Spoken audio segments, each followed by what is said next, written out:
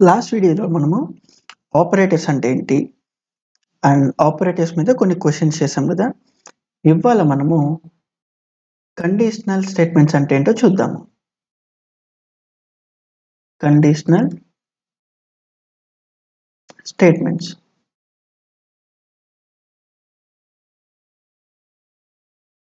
ఈ conditional statements చెప్పుకునే ముందు ఇప్పుడు దాకా మనం అసలు ఏం చేసామనేది ఒకసారి మళ్ళా చూద్దాము.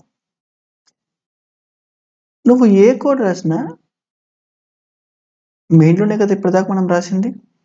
అందులో నువ్వు డేటా టైప్స్ డిక్లేర్ చేసుకున్నావో, లేకపోతే అర్థమెటిక్ ఆపరేషన్ కంప్యూట్ చేసుకున్నావో, లేదా ఆపరేటర్స్ వాడి ఏమన్నా కంప్యూట్ చేసావా, లేకపోతే డిస్ప్లే చేసావా, లేదా ఓన్లీ డిస్ప్లే చేసావా, ఏదన్నా కానీ నువ్వు కొన్ని సెట్ ఆఫ్ స్టేట్మెంట్స్ని రాసావు.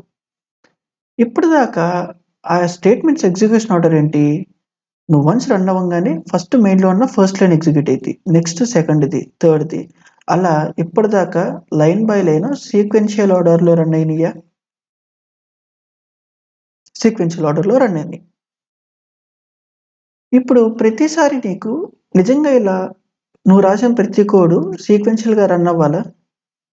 అంటే నేనేమంటున్నానంటే, సపోజ్ ఇలా కొన్ని స్టేట్మెంట్స్ రాస్తున్నావు. ఇప్పుడు నీ రిక్వైర్మెంట్ ఏంటంటే, వాట్ ఇఫ్ నాకు ఈ పర్టికులర్ స్టేట్మెంట్ లేదా పర్టికులర్ స్టేట్మెంట్స్ నాకు ఈ స్టేట్మెంట్స్ అనేది బేస్డ్ ఆన్ ఒక కండిషన్ మీద ఎగ్జిక్యూట్ అవ్వాలి. అంటే నాకు ఉన్న క్రైటీరియా మీద ఆ స్టేట్మెంట్ ఎగ్జిక్యూట్ అవ్వాలి. ఆ క్రైటీరియాకి రీచ్ కాకపోతే నాకు ఆ స్టేట్మెంట్ ఎగ్జిక్యూట్ అవ్వకూడదు. ఇలా నీ క్రైటీరియా ఉంటే మరి ఎలా ట్యాకిల్ చేస్తాము అంటే, ఇక్కడ నేనేం చెప్తున్నానంటే ఒకసారి ఎగ్జాంపుల్ కదా చూద్దాం. నీ డే రొటీన్ చూద్దాం. ఫస్ట్ నువ్వేం చేస్తావు? లెగుస్తావు, దాని తర్వాత బ్రష్, బాత్, నీ రెగ్యులర్ థింగ్స్ అయిపోతాయి. దాని తర్వాత బ్రేక్ఫాస్ట్ చేస్తావు అని ఇప్పుడు కాలేజ్కి వెళ్తావు. ఇంటికి వచ్చాక నీ వర్క్ ఏది ఉంటే అది, and then dinner, and then sleep. ఇంతేనా? ఇప్పుడు ఇందులో నువ్వు ప్రతిరోజు పక్కా కాలేజ్కి వెళ్తావా ఇదే ఆర్డర్లో మెన్షన్ చేసి? నువ్వు పక్కా అంటే ఒక్కరోజు కూడా మానకుండా ఇక నేను అసలు నేను పుట్టిందే కాలేజ్కి వెళ్ళడానికి అన్నట్టు చేస్తావా? చేయవు కదా. అంటే కొన్నిసార్లు నువ్వు కాలేజ్కి వెళ్ళాలి, కొన్నిసార్లు కాలేజ్కి వెళ్ళవు అన్నట్టు మూడ్ ఉంటుంది. ఇక్కడేంటి, బేస్డ్ ఆన్ మూడ్ ప్రకారము, లైక్ నీ మూడ్ స్వింగ్ ప్రకారము ఈ కాలేజ్ అనేది ఇంపాక్ట్ అవుతుందా? సిమిలర్గా దీంతో మ్యాచ్ చేద్దాం. ఎలాగైతే నీకు కొన్ని సెట్ ఆఫ్ స్టేట్మెంట్స్ ఉన్నాయో, ఇక్కడ నీకు 7 స్టేట్మెంట్స్లో కొన్ని సెట్ ఆఫ్ స్టేట్మెంట్స్, ఇక్కడ 3 అయితే 3, బట్ మన ఎనాలజీ ప్రకారం 1. ఈ 1కి ప్రతిసారి సీక్వెన్షియల్గా ఎవ్రీడే ఎగ్జిక్యూట్ చేస్తున్నా 1 to 7 కాదు, కొన్నిసార్లు కొన్ని కండిషన్స్ మీద ఎగ్జిక్యూట్ చేస్తున్నావు. సో అలాంటి వాటిని నువ్వు ప్రోగ్రామింగ్లో ట్యాకిల్ చేయాలి అంటే మనము ఇఫ్ అని వాడతాము. ఓకేనా? ఇలాంటి దాన్ని మనం ట్యాకిల్ చేయాలంటే ఇఫ్ అనే కేసుతో మనం వాడతాము. ఎలా? ప్రీవియస్ స్లైడ్లో 1 నుండి 3 దాకా ఇవైతే ఫిక్స్. దాన్ని ఏం చేస్తావు? అది యాజ్ ఇట్ ఈజ్ నీ స్టేట్మెంట్లో రాస్తావు. నెక్స్ట్ ఏంటి, 5, 6, 7 కూడా యాజ్ ఇట్ ఈజ్ నాది సేమే. ఏంటిది? 5, 6, 7 రెగ్యులర్ కంప్యూటేషనే. నీకు డిలీమా అనేది 4th దాని మీద ఏమైనా ఉంది, కాలేజ్కి వెళ్ళాలా లేదా అనేది. ఇప్పుడు దీన్ని ఎలా ట్యాకిల్ చేయాలంటే మనము ఆ డిలీమా ఉన్నదాన్ని ఇఫ్ అనే స్టేట్మెంట్తో నువ్వు దేని బేసిస్ మీద అయితే దానికి వెళ్ళాలా లేదా అనేది ఒక కండిషనల్ చెక్ ఉంటుందో ఆ కండిషన్ ఇక్కడ రాసుకుంటావు. వన్స్ ఈ కండిషన్కి మ్యాచ్ అయితే నువ్వు కాలేజ్కి వెళ్ళాలా లేదా అనేది డిసైడ్ అవుతావు. And then closing bracket. అంటే నీ సెట్ ఆఫ్ స్టేట్మెంట్స్ ఇక్కడ మనకి ఒక్క కాలేజే కాబట్టి ఒకటి రాసావు. అదే ఈ కండిషన్ మీద నువ్వు 10 పనులు చేయాలంటే ఆ 10 లోపల రాస్తావు. సో ఇప్పుడేమవుతుంది, నీ 1, 2, 3 ఎగ్జిక్యూట్ అయిన తర్వాత బేస్డ్ ఆన్ నీ కండిషన్, ఇక్కడ మన కండిషన్ ఏంటి, నీ మూడ్ స్వింగ్. నీ మూడ్ స్వింగ్ కానీ ప్రాపర్గా ఉంటే కాలేజ్కి వెళ్తావు, ప్రాపర్గా లేకపోతే ఈ కాలేజ్కి వెళ్ళవు. బట్ స్టిల్ వన్స్ టైం గడిచిపోయాక నువ్వు 5, 6, 7 ఆబ్వియస్గా నీ పన్ను చేస్తావు కదా. సో ఇలా మనము ఒక కండిషన్ని స్కిప్ చేయాలంటే, అంటే ఒక కండిషన్ని జంప్ చేయాలన్నా లేదా స్కిప్ చేయాలి అన్నా బేస్డ్ ఆన్ కండిషన్స్ మీద మనము ఇఫ్ వాడతాము. దీన్ని మనము ఒకసారి ఇంప్లిమెంటేషన్లో చూద్దాము.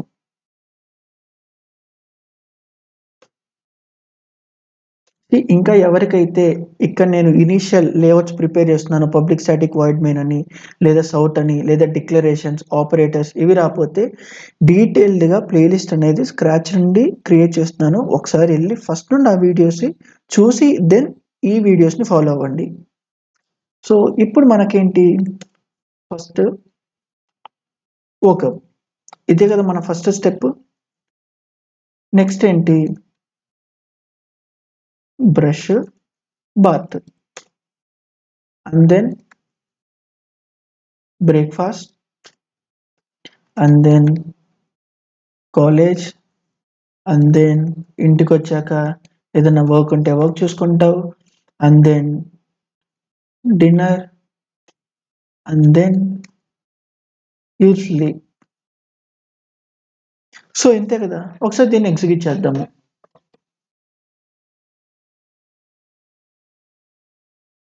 సో ప్రతి స్టేట్మెంట్ సీక్వెన్షియల్గా ఎగ్జిక్యూట్ అవ్వాలి కాబట్టి మనకి ఎలాగైతే రాసాం అదే ఆర్డర్ మెయింటైన్ చేసి వస్తుంది కదా. సి ఒక brush, breakfast, college, work, dinner, sleep. ఇప్పుడు మన కండిషన్ ఏంటి, నాకు కాలేజ్కి వెళ్ళాలి అనిపిస్తే అంటే ఏంటి, ఈ కాలేజ్ అనేది నాకు పర్టికులర్ ఒక కండిషన్ మీద ఎగ్జిక్యూట్ అవ్వాలి. ఇఫ్ కాలేజీకి వెళ్ళాలి అనిపిస్తే వెళ్తా, లేకపోతే లేదు. అంటే ఇక్కడ ఏంటి, కాలేజీకి వెళ్ళే మూడ్ ఉందా. ఇఫ్ ఇన్ కేస్ కాలేజ్కి వెళ్ళే మూడ్ ఉంటే నువ్వు కాలేజ్కి వెళ్తావు, లేకపోతే కాలేజ్కి వెళ్ళవు. అండ్ ఇక్కడ చూడు, నువ్వు ఇఫ్లో ఏ స్టేట్మెంట్ రాసుకున్నా అది ఈ కర్లీ బ్రేసెస్ బిట్వీన్ ఉండాలి. ఎలాగైతే నువ్వు మెయిన్ మెథడ్లో నువ్వు ఏ స్టేట్మెంట్స్ రాసుకున్నా అది కర్లీ బ్రేసెస్లో ఉంటాయో ఇఫ్లో కూడా అంతే. ఈ కర్లీ బ్రేసెస్ ఎందుకు, అసలు ఇదేంటనేది ఫంక్షన్స్ వచ్చినప్పుడు లేకపోతే ఆ పీరియడ్ ఆఫ్ టైంలో చూద్దాం, అప్పుడు నీకు ఇంకొంచెం క్లారిటీ ఉంటుంది. బట్ యాజ్ ఆఫ్ నౌ ఏంటంటే ఇప్పుడు ఫ్లవర్ బ్రేసెస్ అంటే ఏంటంటే ఈ సెట్ ఆఫ్ స్టేట్మెంట్స్ అనేది, అంటే లోపల ఏదైతే రాస్తావో ఆ సెట్ ఆఫ్ స్టేట్మెంట్స్ అనేవి ఈ పర్టికులర్ ఇఫ్కి సంబంధించి అని అర్థము. ఇప్పుడు మెయిన్ లోపల ఈ కర్లీ బ్రేసెస్ ఉన్నాయి కదా, అంటే ఈ సెట్ ఆఫ్ స్టేట్మెంట్స్ అన్ని మెయిన్కి సంబంధించినవి అని అర్థము. ఇక్కడ మనకి కాలేజ్ ఒకటే కాబట్టి ఒకటే రాసాము. ఇప్పుడు ఇక్కడ చూడు, మరి ఇక్కడ ఏం ఫిల్ అవ్వాలి, ఆ కండిషను, ఒక కండిషన్ ఎవాల్యుయేట్ చేయాలంటే ఇఫ్లో ఐదర్ అది నువ్వు వెళ్తావు వెళ్ళవు, మూడు ఉంది లేదు అనేది చెక్ చేసుకుంటావు కదా. సిమిలర్గా అలాగే ఇక్కడ మనం బులీని ట్రూ ఇవ్వాలి, బులీని రిటర్న్ అవ్వాలి. అంటే ఏంటి, ఐదర్ ట్రూ కానీ ఫాల్స్ కానీ. ఇఫ్ ఎల్స్లో లైక్ ఇఫ్ కండిషన్లో ఏదన్నా కానీ అది ట్రూ కానీ ఫాల్స్తో కానీ ఎవాల్యుయేట్ అయ్యిద్ది. మరి ట్రూ ఫాల్స్ ఎవాల్యుయేషన్ స్టోర్ చేసుకునేది ఏంటి, బులీనే కదా. ఇప్పుడు ఈ కాలేజ్కి వెళ్తావా లేదా అనేది ఏదైతే ఉందో మనం దాన్నే వేరియబుల్ నేమ్ కింద అనుకుందాము, కన్ఫ్యూజ్ అవడం ఎందుకు. ఇఫ్ ఇన్ కేస్ నాకు వెళ్ళాలి అని ఉంటే, ఇప్పుడు మళ్ళా రన్ చేస్తున్నా చూడు, కాలేజ్కి వెళ్ళే మూడు ఉందా, ట్రూ ఉంది. సి ఇందాకల్లాగా ఎలాగ డేటా ఇంపాక్ట్ కాకుండా నీకు వచ్చింది, వాట్ ఇఫ్ నాకు వెళ్ళాలని లేదు, ఫాల్స్ పెట్టాను.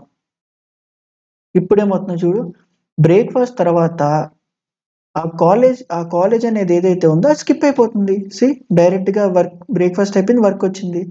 ఇప్పుడేంటి, ఒక ఇఫ్ అనే కీవర్డ్స్ ద్వారా నువ్వు ఒక స్టేట్మెంట్ని లేదా సెట్ ఆఫ్ స్టేట్మెంట్స్ని స్కిప్ చేయొచ్చు, ఎగ్జిక్యూట్ అవ్వకుండా ఆపచ్చు. ఓకేనా? అందుకే మనము ఇఫ్ వాడతాము. ఇప్పుడు ప్రతిసారి నాకు ఒక కండిషనా లేదా సెట్ ఆఫ్ కండిషన్స్ ఏనా? ఇంకెలాంటి పాసిబిలిటీస్ ఉండవా? సపోజు సేమ్ అలాగే ఇందాక తీసుకున్నది తీసుకుందాము. ఇందాక తీసుకున్నది తీసుకుందాము. ఇప్పుడు నేనేమంటున్నానంటే కాలేజీకి వెళ్ళకపోతే నాకు సినిమాకెళ్తా. కాలేజీకి వెళ్ళే మూడ్ లేకపోతే నేను సినిమాకెళ్తా. ఇది నీ క్రైటీరియా అనుకో. అప్పుడు నీకు నీ డే రొటీన్ ఏమైద్ది? Wake up, brush bath, breakfast, either college అయితే కాలేజ్ లేదా మూవీ అయితే మూవీ. ఈ రెండిట్లో ఒకటే కదా అయ్యేది. ఈ రెండిట్లో ఒకటి పక్కా అయ్యిద్ది. కానీ ఈ రెండిట్లో ఒకటి అయ్యిద్ది. Then work, dinner, sleep. ఈ 3 పక్కా రొటీనే కదా. అంటే ఇక్కడేంటి ఐదర్ కాలేజ్ కానీ లేదా మూవీ కానీ ఈ రెండిట్లో మాత్రం ఒక్కటే ఎగ్జిక్యూట్ అవ్వాలి నీ డే రొటీన్‌లో. ఇప్పుడు అలాంటి వాటిల్ని ఎలా ట్యాకిల్ చేస్తాము అంటే ఇదంతా నీ డే రొటీన్ అనుకో. ఇప్పుడు మనకేంటి ఐదర్ కాలేజ్‌కెళ్తావు లేదా మూవీకెళ్తావు. ఇప్పుడు ఇలా సీక్వెన్షియల్‌గా వెళ్తే ఏమవుతుంది? రన్ చేస్తే యాజ్ ఇట్ ఈజ్ కాలేజ్ అని ప్రింట్ అవుతుంది, మూవీ అని ప్రింట్ అవిద్ది. అంతేనా? ఒకసారి చూద్దాము. ఈ ఇఫ్ తీసేసి ఇక్కడ కాలేజ్ పెట్టాను. అండ్ దెన్ ఇక్కడ మూవీ పెట్టాను. ఒకసారి ఇది రన్ చేద్దాము. మెయిన్‌లో ఉన్న ప్రతిదీ సీక్వెన్షియల్ ఆర్డర్‌లో రన్ అవుతుంది కాబట్టి మెయిన్ అనే కాదు, నువ్వు అసలు ఎంటైర్ ప్రోగ్రామింగ్ అనేది సీక్వెన్షియల్ ఆర్డర్‌లోనే రన్ అవుతుంది. దాన్ని మనము కొన్ని స్టేట్మెంట్స్ స్కిప్ చేయడానికి ఇఫ్ వాడతాం అనేది చూసాము. కాలేజ్ అని వచ్చింది, మూవీ అని వచ్చింది. బట్ ఇక్కడ నా క్రైటీరియా ఏంటి? ఈ రెండిట్లో ఒకటే రావాలి. ఐదర్ ఇది గాని, ఇది గాని. ఇప్పుడు అలాంటి వాటిల్ని మనము ఎలా ట్యాకిల్ చేస్తాము అంటే ఇఫ్ ఎల్స్‌తో ట్యాకిల్ చేస్తాము. జనరల్‌గా కూడా మన కమ్యూనికేషన్‌లో కూడా అదే కదా. If I had mood then I'll go to college. Otherwise I'll go to movie. ఇంతే కదా నువ్వనేది. సో, ఈ అదర్‌వైజ్ అనేదే ఎల్స్ అనే కీవర్డ్‌తో నువ్వు మెన్షన్ చేస్తున్నావు. అది ప్రోగ్రామింగ్‌కొచ్చేసరికి. ఇప్పుడు దీని సింటాక్స్ ఎలా రాస్తావు? ఇఫ్ నీకేదైతే కండిషన్ ఉందో ఆ కండిషన్స్ అన్నీ ఇక్కడ రాసుకుంటావు. ఇందాకడ నాకు మూడుందా లేదా అనేది ఒక కండిషను. ఇఫ్ ఇన్ కేస్ నాకు 10 కండిషన్స్ ఉన్నాయనుకో, ఆ 10 కండిషన్స్ ఇక్కడే రాసుకుంటావు. 10 కండిషన్స్ ఎలా రాయాలి? మనం లాస్ట్ వీడియో ఆపరేటర్స్ మీద క్వశ్చన్స్ చేసాము. ఎవరైతే స్టిల్ ఆ వీడియోలో చూడలేదో ఒక్కసారి వెళ్ళి చూడండి. అందులో డీటెయిల్డ్‌గా లాజికల్ ఆపరేటర్స్‌ని లేదా కంపారిజన్ ఆపరేటర్స్‌ని ఎలా మల్టిపుల్ కండిషన్స్‌ని కంబైన్ చేయొచ్చు అనేది కూడా మనం చూసాము. లాస్ట్ వీడియోలో మళ్ళొకసారి గుర్తు చేస్తున్నాను. 1-10 నంబర్స్ ఇంక్లూజివ్ అనే దాంట్లో మనము మల్టిపుల్ లాజికల్ ఆపరేటర్స్‌ని వాడాము. లేదా గ్రేటెస్ట్ ఆఫ్ ద 3 నంబర్స్‌లో కూడా కంపారిజన్ ఆపరేటర్స్, లాజికల్ ఆపరేటర్స్ ఇవి వాడాము. ఒకసారి ఎవరైతే ఆ వీడియో చూడలేదో ఎళ్లి మళ్ళీ ఈ వీడియోని కంటిన్యూ చేయండి. సో, సిమిలర్‌గా ఇక్కడ ఏమంటున్నానంటే ఇలా కండిషన్స్‌ని నాకు 10 కండిషన్స్ ఉంటే 10 అన్నీ సాటిస్ఫై అవుతాయా? కొన్నే సాటిస్ఫై అవ్వాలా? ఎలా రాసుకుంటా అనేది ఈ కండిషన్‌లో నీ ఇష్టము. But once end of the day ఏమైద్ది? అది ట్రూ గాని, ఫాల్స్ గాని. ఇఫ్ ఇన్ కేస్ ట్రూ అయితే కాలేజ్‌కెళ్తానని రాస్తావు. లేదా ఇక్కడ చూడు ఎల్స్ అని పెట్టి నువ్విక్కడ మూవీ అని ప్రింట్ చేస్తావు. అంతే. ఇప్పుడేంటి? ఐదర్ ఈ స్టేట్మెంట్ గాని లేదా ఈ స్టేట్మెంట్ గాని రెండిట్లో ఒకటే ఎగ్జిక్యూట్ అయిద్ది. ఇలా నువ్వు ట్యాకిల్ చేస్తావు. అంటే 2 పాసిబిలిటీస్ ఉన్నప్పుడు ఆ 2 పాసిబిలిటీస్‌లో ఏదో ఒక్కటి మాత్రమే ఎగ్జిక్యూట్ అవ్వాలి అంటే ఇలా నువ్వు ఇఫ్ ఎల్స్‌తో ట్యాకిల్ చేస్తావు. ఓకేనా? అండ్ ఇంకొకటి నేను ఇప్పుడు ప్రింట్ చేస్తున్నా కాబట్టి ఓకే. ఓన్లీ ప్రింట్ చేయొచ్చా ఇఫ్ ఎల్స్‌తో? ఇంకేం చేయలేమంటే కాదు. నీకు నచ్చిన కంప్యూటేషన్ చేయొచ్చు. నువ్వు లాస్ట్ వీడియోలో స్వాపింగ్ ప్రోగ్రామ్ అనేది నేను చెప్పాను. ఇక్కడ ఎంటైర్ స్వాప్ ప్రోగ్రామ్ రాస్తావా? రాసుకో. లేదా మళ్ళా ఫస్ట్ నుండి ఇక్కడ ఏమైనా డేటా డిక్లేర్ చేసుకొని నీకు కావాల్సింది చేసుకుంటావా? చేసుకో. నీ ఇష్టము. బట్ కోర్ లాజిక్ అర్థం చేసుకో. వన్స్ ఈ కండిషన్ మీట్ అయిన తర్వాత ఫర్దర్గా నేనేం చేయాలి అనుకుంటున్నాను అనేది నీ ఇష్టము. సపోజ్ ఇక్కడ చూడు, నువ్వు కాలేజ్కి వెళ్తావు అబ్బా, కాలేజ్కి వెళ్ళావు, కాలేజ్కి వెళ్ళంగానే నువ్వేంటి పక్కా అన్ని ఒక సిస్టమేటిక్ మేనర్లో చేస్తావా? లేదు కదా. వన్స్ కాలేజ్కి వెళ్ళిన తర్వాత ఏంటి, ఫ్రెండ్ బంక్ కొడదాం అన్నాడు అనుకో, ఏం చేస్తావు? మళ్ళీ ఇక్కడ కండిషన్ చెక్ కదా, అటెండెన్స్ ఎంత ఉంది, అటెండెన్స్ ప్రాపర్గా ఉందా లేదా. అటెండెన్స్ ప్రాపర్గా ఉంటే బంక్ కొట్టు, అటెండెన్స్ ప్రాపర్గా లేకపోతే బంక్ కొట్టకు. సో ఇలా అంటే ఎప్పుడన్నా ఒక కాన్సెప్ట్ని కోర్ పాయింట్ అర్థం చేసుకో. ఓకేనా, కోర్ పాయింట్ అర్థం చేసుకుంటే నీకు ఆ బేస్ ఫండమెంటల్స్ క్లియర్గా ఉంటాయి. ఇక్కడ నేనేంటి, ఇఫ్ అనేది ఒక కండిషన్ బేస్ మీద ట్రూ అయితే లోపలికి వెళ్ళి అందులో ఉన్న స్టేట్మెంట్ అన్నింటినీ ఎగ్జిక్యూట్ చేసిద్ది. అక్కడ ఏ స్టేట్మెంట్స్ రాసుకుంటావు అనేది మళ్ళీ నీ ఇష్టము, అది యాజ్ యూజువల్ ప్రోగ్రామింగ్ కింద మారిపోతుంది. బట్ ఇక్కడ సెట్ ఆఫ్ స్టేట్మెంట్స్ని స్కిప్ చేసే ఛాన్స్ని ఇస్తుంది అంతే ఇఫ్ ఎల్స్తో. అండ్ యా, ఇప్పుడు ఇందాక చెప్పుకుంది, ఇప్పుడు దీన్ని ఎగ్జిక్యూట్ చేద్దాము. ఇప్పుడు ఇక్కడ ఏంటి, కాలేజ్కి వెళ్ళే మూడు ఉంటే ఇఫ్ కాలేజ్కి వెళ్ళే మూడు ఉంటే ఇఫ్ ఇన్ కేస్ అది ట్రూ అయితే, ట్రూ అయినప్పుడు ఏం చేయాలి, నేను కాలేజ్కి వెళ్ళాలనే స్టేట్మెంటే కదా మనం రాసేది. ఇఫ్ ఇన్ కేస్ అది ఫాల్స్ అయితే ఎల్స్ అనేది ట్రిగర్ అయింది. ఎల్స్లో ఉన్న ఎన్ని లైన్స్ ఆఫ్ స్టేట్మెంట్స్ ఉంటే అన్ని లైన్స్ ఆఫ్ స్టేట్మెంట్స్ ఎగ్జిక్యూట్ అయింది. ఇక్కడ చూడు, మూవీకి వెళ్దాం, లైక్ మూవీకి వెళ్ళావు, then chill for whole day. ఇప్పుడు రన్ చేస్తున్నా చూడు, కాలేజ్కి వెళ్ళి మూడు ఉందా, లేదు. అంటే ఏంటి, మూవీకి వెళ్తావు, chill for the whole day అవుతావు, చిల్ అవుతావు. చూడు ఇక్కడ మూవీకి వెళ్ళావు అండ్ దెన్ చిల్ అయ్యావు. ఇన్ కేస్ ఇక్కడ ట్రూ అని రాసుంటే ఇఫ్ స్టేట్మెంట్ రన్ అయ్యి ఇఫ్ అనేది ఇక్కడ ట్రూ ట్రిగర్ అయింది కాబట్టి ఇఫ్లో ఉన్న స్టేట్మెంట్స్ ఎగ్జిక్యూట్ అవుతాయి. సో ఇక్కడ కాలేజ్కి వెళ్ళావు. ఓకేనా, అండ్ దెన్ ఇంకొంచెం ఫర్దర్గా వెళ్దాం. ఇప్పుడు మళ్ళా అదే రొటీన్ని తీసుకుందాము. అదే రొటీన్లో స్టార్టింగ్లో ఏం చేసాము, ఒక స్టేట్మెంట్ ఎగ్జిక్యూట్ అవ్వచ్చా లేదా అనేది చెక్ చేసాము. నెక్స్ట్ ఏంటి, రెండు స్టేట్మెంట్స్లో ఏదో ఒక స్టేట్మెంట్ ఎగ్జిక్యూట్ అవ్వాలనే రిక్వైర్మెంట్ నాకుంటే దాన్ని ఎలా ట్యాకిల్ చేయాలో చూసాము. ఇప్పుడు నాకు మల్టిపుల్ స్టేట్మెంట్స్లో లేదా మల్టిపుల్ సెట్ ఆఫ్ గ్రూపింగ్స్లో, అంటే ఈ గ్రూప్ కానీ ఈ గ్రూప్ కానీ ఈ గ్రూప్ కానీ లేదా ఈ గ్రూప్ కానీ, ఇందులో ఏదో ఒక్క గ్రూప్ మాత్రం ఎగ్జిక్యూట్ అవ్వాలి. బట్ ఇంటర్నల్గా లోపల ఎన్ని స్టేట్మెంట్స్ అయినా రాసుకో. అది మర్చిపోవద్దు. ఓకేనా, నేను ఎప్పుడైతే చెప్తున్నానో నువ్వు ఆ క్లారిటీని మర్చిపోవద్దు. సో ఇలా నువ్వు గ్రూపింగ్లో ఏదో ఒకటి మాత్రమే ట్రిగర్ అవ్వాలి అనే రీజన్స్ కూడా కొన్ని ఉంటాయి కదా మనకి కొన్నిసార్లు. ఇలా అవ్వాలి అంటే మనము ఏం వాడతాము, సో ఇలాంటి విషయాల్లో ఇలాంటి వాటిని మనం ట్యాకిల్ చేయాలి అంటే ఇఫ్ ఎల్సిఫ్ అలా నీకు నచ్చిన ఎన్ని కండిషన్స్ లేదా ఎన్ని ఇలాంటి కండిషనల్ చెక్స్ ఉంటే అన్ని రాసి చివరిగా ఎల్స్ ని లీస్ట్ క్రైటీరియా రాసుకుంటావు. ఎలా,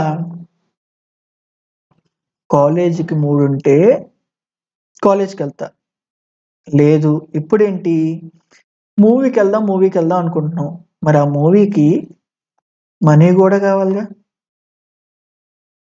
ఇప్పుడు ఈ మనీ కూడా లేకపోతే ఏం చేస్తావు, గమ్మగా ఇంట్లో ఉంటావు.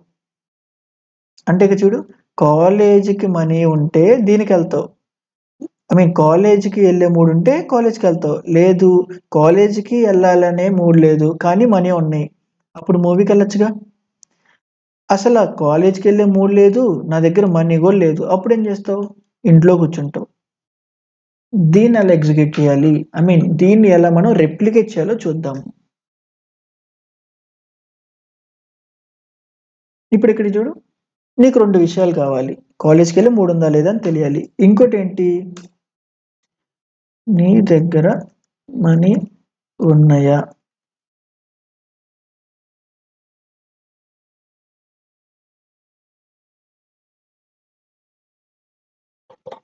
ఇప్పుడు చూడు, ఇఫ్ కాలేజీకి వెళ్ళే మూడ్ ఉంటే అంటే అది ట్రూ అయి ఉంటే నువ్వు ఆబ్వియస్గా ఇది ట్రిగర్ అయితే కాలేజ్కి వెళ్తావు. నెక్స్ట్ ఏంటి, ఎల్స్ ఇఫ్. ఎల్స్ ఇఫ్ అని పెట్టి ఎల్స్ ఇఫ్ మళ్ళా ఇంకో కండిషను. ఓకేనా, మళ్ళీ ఇంకో కండిషన్ ఎందుకు, నాకు డైరెక్ట్గా మూవీకి వెళ్ళాను, మూవీకి వెళ్ళాలంటే మనీ కావాలి, మళ్ళీ ఇంకో కండిషన్ కాబట్టి ఎల్స్ ఇఫ్ నా దగ్గర ఇక్కడ నా పెడదాము, నా దగ్గర మనీ ఉన్నాయా, ఇఫ్ ఇన్ కేస్ నా దగ్గర మనీ ఉంటే ఏంటి, మూవీకి వెళ్తాను. అసలు ఇది కూడా ఏం లేకపోతే అప్పుడు చివరిగా లీస్ట్ కేసు. లాస్ట్ కేసుకి నువ్వు ఎల్స్ ఇఫ్ అనే కండిషన్ రాయక్కర్లేదు. ఇఫ్ ఇది కానీ ఇది వర్క్ అయితే మిగతా అన్ని జంప్ స్టేట్మెంట్స్ ఏది ఎగ్జిక్యూట్ అవ్వదు. అంటే ఈ ఒక్కట్లో ఏ ఒక్కటే ట్రిగర్ అయినా ఆ ట్రిగర్ అయిన పాయింట్ నుండి నెక్స్ట్ది ఏది ఎగ్జిక్యూట్ అవ్వదు. అలా లాస్ట్కి వచ్చావు అంటే నువ్వు ఎలాంటి కండిషన్ రాయక్కర్లేదు, అది ఎల్ స్టేట్మెంట్ కింద రాసేయచ్చు. అండ్ ఇప్పుడు చూడు, స్టే ఇన్ హోమ్. ఇప్పుడు కాలేజ్కి వెళ్ళే మూడు ఉంది, నా దగ్గర డబ్బులు లేవు అనుకుందాం. అంటే కాలేజ్కి వెళ్ళే మూడు ఉంది, ఫస్ట్ కాలేజ్కి వెళ్ళావు. ఇప్పుడు చూడు, కాలేజ్కి వెళ్ళే మూడు ఉంది, నా దగ్గర డబ్బులు కూడా ఉన్నాయి. ఇప్పుడు ఎలా ఎగ్జిక్యూట్ అవుతుందో చూద్దాము. కాలేజ్కి వెళ్ళే మూడు ఉంది, నా దగ్గర డబ్బులు కూడా ఉన్నాయి. స్టిల్ కాలేజే చూపించింది. ఎందుకు, ఎందుకంటే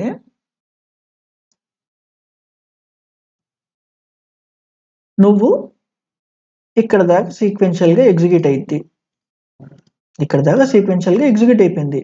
వన్స్ ఇక్కడికి రాగానే కాలేజ్కి వెళ్ళే మూడు ఉందనే వేరియబుల్లో ఇక్కడ ట్రూ ఉంది, నా దగ్గర మనీ ఉన్నాయా అనే వేరియబుల్లో ఇక్కడ ట్రూ ఉంది.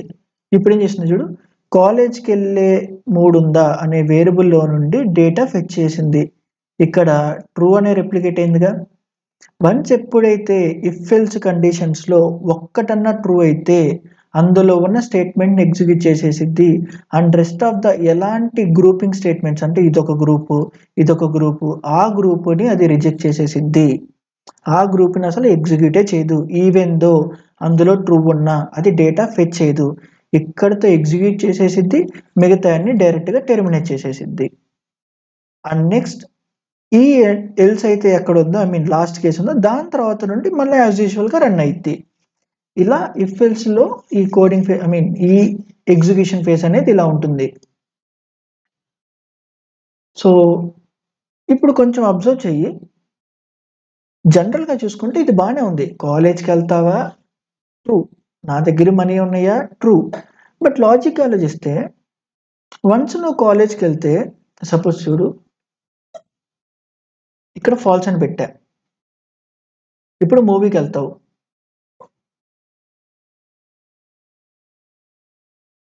మూవీకి వెళ్ళావా, రెండు ఫాల్స్ పెట్టా.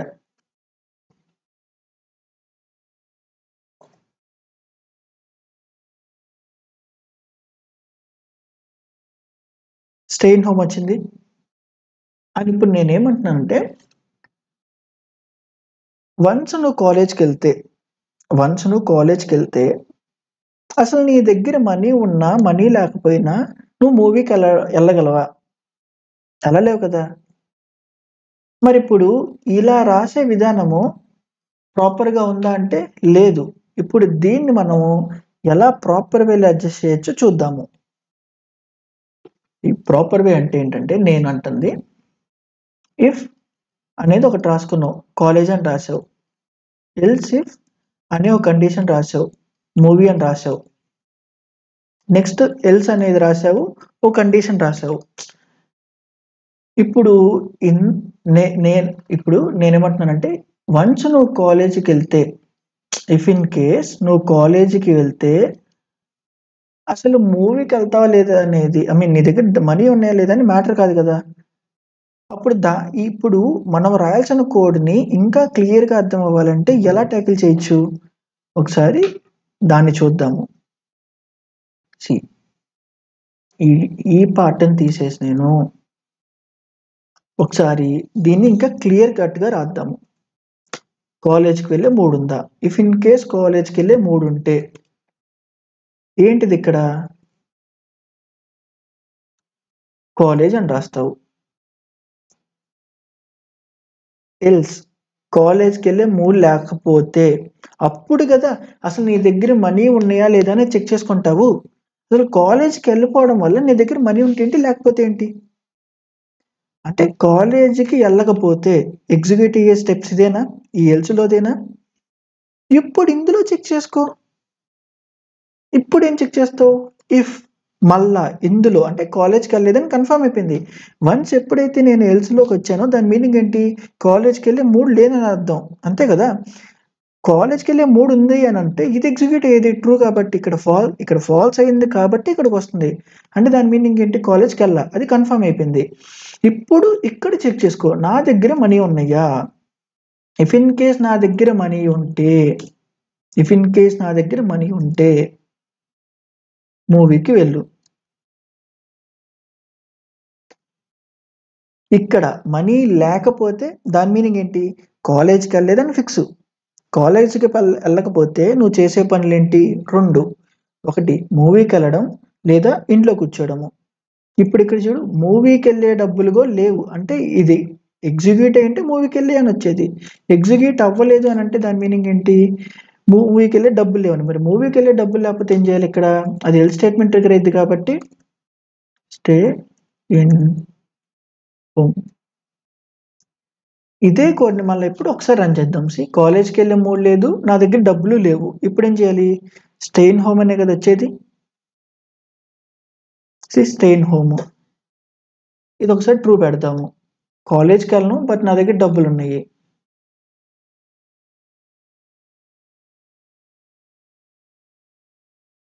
మూవీకి వెళ్తున్నావు.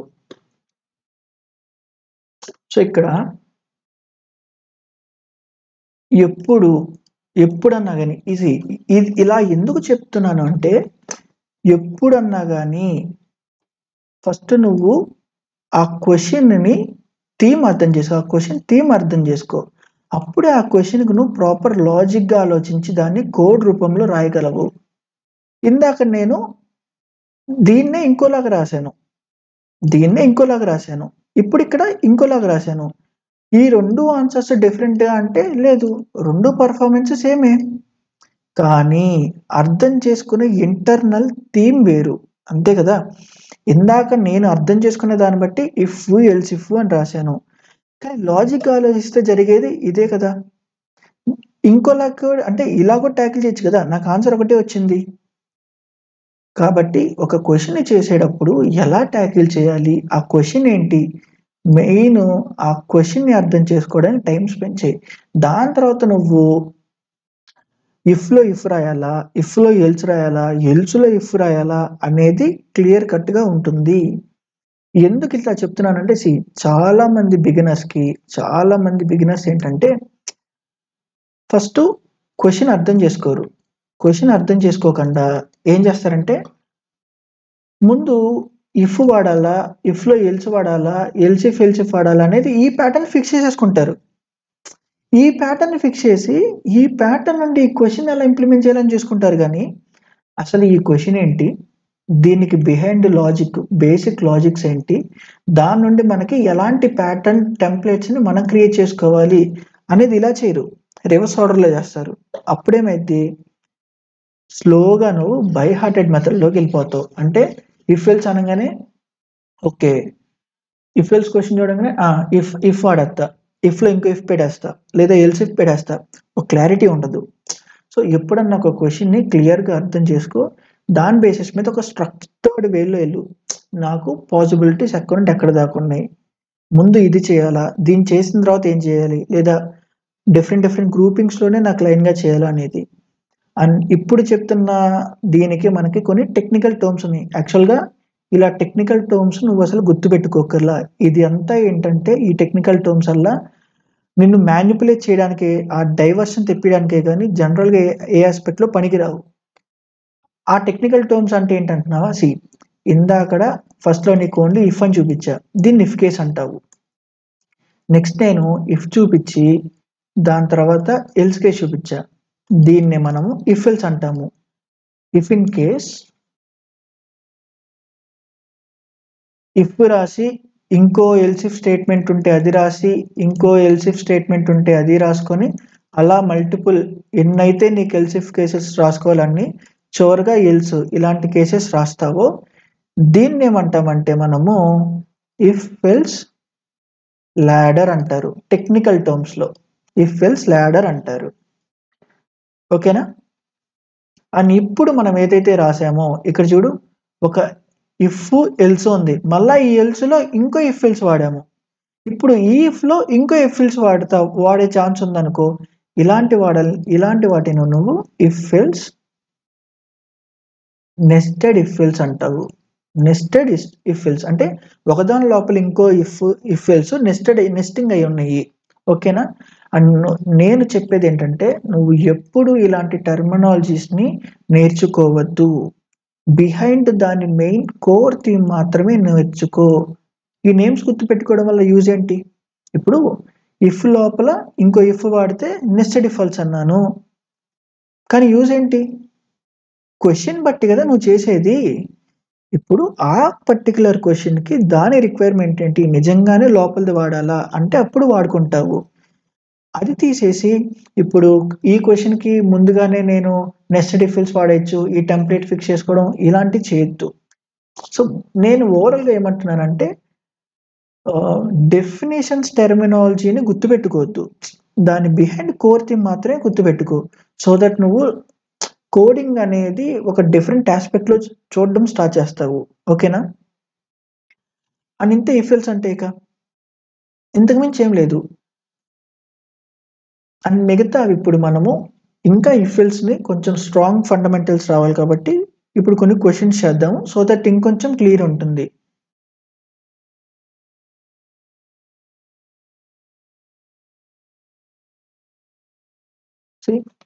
ఇప్పుడు మనం ఫస్ట్ క్వశ్చన్ చేసేది ఇక్కడ. ఈ క్వశ్చన్స్ బేసిక్గా నేను W3 రిసోర్సెస్ వాడాను. ఎవరైతే అబ్సల్యూట్ బిగినర్స్ చూస్తున్నట్టయితే W3 రిసోర్సెస్లో సికి సంబంధించిన కోడింగ్ క్వశ్చన్స్ బేసిక్ ఫండమెంటల్స్ దాకా అవి నేర్చుకోవడానికి వాడు చాలా హెల్ప్ అవుద్ది. అండ్ ఇక్కడ సి అనగానే సి క్వశ్చన్స్ అనుకోవద్దు, ఇక్కడ జస్ట్ ఒక క్వశ్చన్లో సి అని మెన్షన్ చేస్తారు. నీకు ఆ సి అని ఇంపాక్ట్ రాకూడదని అంటే ఆ సి బదులు జావా అని పేరు పెట్టుకో. అండ్ మిగతా క్వశ్చన్ సాల్వింగ్ అంతా ఒకటే. అండ్ ఇప్పుడు మనం ఫస్ట్ క్వశ్చన్ ఏంటో చూద్దాము. ఇక్కడ ఏంటి, write a Java program to check whether a given number is even or odd అన్నారు. అంటే ఒక టెస్ట్ కేసు ఇచ్చారు చూడు, 15 అని ఇస్తే వాడికి ఎక్స్పెక్టెడ్ అవుట్పుట్ ఏమని రావాలి, 15 ఈజ్ ఎన్ ఆడ్ నెంబర్ అని ప్రింట్ అవ్వాలంట, లేకపోతే 15 ఈజ్ ఎన్ ఈవెన్ నెంబర్ అని ప్రింట్ అవ్వాలి. ఓకేనా? లైక్ ఇఫ్ ఇన్ కేస్ అది ఈవెన్ నెంబర్ అయితే the number is even, the number is odd అని ప్రింట్ అవ్వాలి. అండ్ ఎవరైతే లాస్ట్ వీడియో చూసారో, ఆపరేటర్స్ మీద క్వశ్చన్స్ చూసారో వాళ్ళకి ఇప్పటికే ట్రిగర్ అయింది. ఎందుకు? మనం ఆల్రెడీ ఈవెన్ ఆడ్ని ఎలా ట్యాకిల్ చేయాలో చూసాము. బట్ లాస్ట్ వీడియోలో అక్కడ ఏం చేసాము, ఈవెన్ ఆడ్ని ట్యాకిల్ చేసి ఆ పర్టికులర్ దాన్ని ఒక బులియన్లో స్టోర్ చేసి అది అవునా కాదా అనేది ప్రింట్ చేసాము అంతే. ఇప్పుడు క్వశ్చన్ చూడు, అది ఈవెన్ అయితే, ఇఫ్ ఇన్ కేస్ అది ఈవెన్ అయితే వాడు ఒకటి డిస్ప్లే చేయమంటున్నాడు, లేకపోతే ఇంకో డిస్ప్లే చేయమంటున్నాడు కండిషను. అంటే 2 స్టేట్మెంట్స్ని ప్రింట్ చేయడానికి ఈ రెండిట్లో ఏదో ఒకటి ఎగ్జిక్యూట్ అవ్వడానికి మనకు వచ్చే కండిషన్ ఏంటి, ఇక్కడ ఈవెనా ఆడా అని చెక్ చేయాలి. ఇఫ్ ఇన్ కేస్ అది ఈవెన్ అయితే ఇందులో రాసిన స్టేట్మెంట్ ఎగ్జిక్యూట్ చేయి, ఇఫ్ ఇన్ కేస్ ఆడ్ అయితే ఇందులో రాసిన కేసు ఎగ్జిక్యూట్ చేయి. కానీ లాస్ట్ టైం ఏం చేసాము, జస్ట్ సౌత్లో మనము ట్రూ ఆర్ ఫాల్స్ అని ఎగ్జిక్యూట్ చేసి ఆపేసాము. బట్ ఇక్కడ ఏంటి, ఇఫ్ ఎల్స్ అనేది ఆ కండిషన్ బేస్డ్ మీద ఫర్దర్గా స్టేట్మెంట్స్ని ఎవాల్యుయేట్ చేసే ఈ ఛాన్స్ ఉంటుంది కాబట్టి ఇక్కడ నువ్వు ఫర్దర్గా దీన్ని ఎక్స్ప్లెయిన్ చేస్తున్నావు. ఐ హోప్ ఇది నీకు ఇది అర్థమైంది అనుకుంటున్నాను. And yeah, back to this question. ఇప్పుడు ఏంటి, ఒక నెంబర్ ఈవెన్ అవడం అంటే అది 2తో డివిజిబుల్ అయ్యి నాకు రిమైండర్ 0 రావాలి, అంతే కదా. ఇప్పుడు 2 4 2 2 కాబట్టి 0 వచ్చింది కాబట్టి ఇది ఈవెన్ నెంబరు. అదే 2ని 3తో చేస్తే 2 1 2 వచ్చింది 1, ఇది ఆడ్ నెంబర్ అంటున్నావు. ఇప్పుడు దీనికి ఎలా రాయాలి చూడు. నాకు 0 వస్తే ఈవెన్ నంబరు, 1 వస్తే ఈ ఆడ్ నెంబరు. దీన్ని ఎలా ట్యాకిల్ చేస్తాము? నాకు రిమైండర్ ఏం కావాలి అని అంటే నువ్వు మాడ్యులో వాడచ్చు కదా. అంటే గివెన్ నెంబర్ మాడ్యులో 2 చేస్తే అది 0కి ఈక్వల్ అయితే అది ట్రూ ఆర్ ఫాల్స్ అని ఇచ్చిద్ది. అంతేనా? ట్రూ ఆర్ ఫాల్స్ అని ఇచ్చిద్ది. ఇప్పుడు ఇక్కడ 0తో మ్యాచ్ చేస్తున్నాం కాబట్టి 0 అయ్యుంటే ట్రూ అని ఇచ్చిద్ది. ట్రూ అంటే ఏంటి? మనకు అది ఈవెన్ కిందే కదా. ఇక్కడ ఈ 0 అని పెట్టి బులియన్లో స్టోర్ చేద్దాము. ఇప్పుడు నెక్స్ట్ స్టేట్మెంట్ ఏమని రాస్తాను ఇక్కడ? ఇఫ్ ఈజ్ ఈవెన్ అని రాసి అక్కడ ట్రూ అయితే దాని మీనింగ్ ఏంటి? మనం ఈ స్టేట్మెంట్ ఎవాల్యుయేట్ అయిన ఈ స్టేట్మెంట్ బేసిస్ మీద అది ఈవెన్ నెంబర్ అని. అంటే ఇక్కడ నేను గివెన్ నెంబర్ ఈజ్ ఈవెన్ అని ప్రింట్ చేస్తాను. ఇఫ్ ఇన్ కేస్ అది ఫాల్స్ అయితే సౌత్ ఆడ్ అని ప్రింట్ చేస్తాను. ఏముంది? ఒకసారి దీన్ని ఎగ్జిక్యూట్ చేద్దాము. ఇక్కడ చూడు, ఒక నంబర్ని తీసుకుంటున్నాను అండ్ ఇప్పుడు ఏంటి? Bully is even. నాకు కోడ్ క్లారిటీ ఉండాలి కాబట్టి 0 పెట్టాను. ఇఫ్ ఈజ్ ఈవెన్ అయితే south the number is even అన్నాను. ఇఫ్ ఇన్ కేస్ అది ఈవెన్ కాకపోతే నాకేం ప్రింట్ అవ్వాలి? The number is odd. ఒకసారి దీన్ని రన్ చేద్దాము.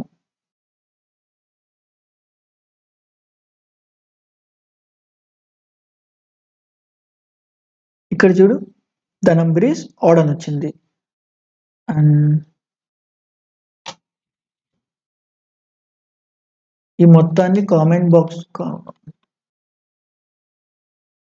అని మొత్తాన్ని ఒక్కసారి నేను కామెంట్ అవుట్ చేస్తున్నాను. అండ్ మళ్ళీ ఒకసారి రీరన్ చేస్తాను.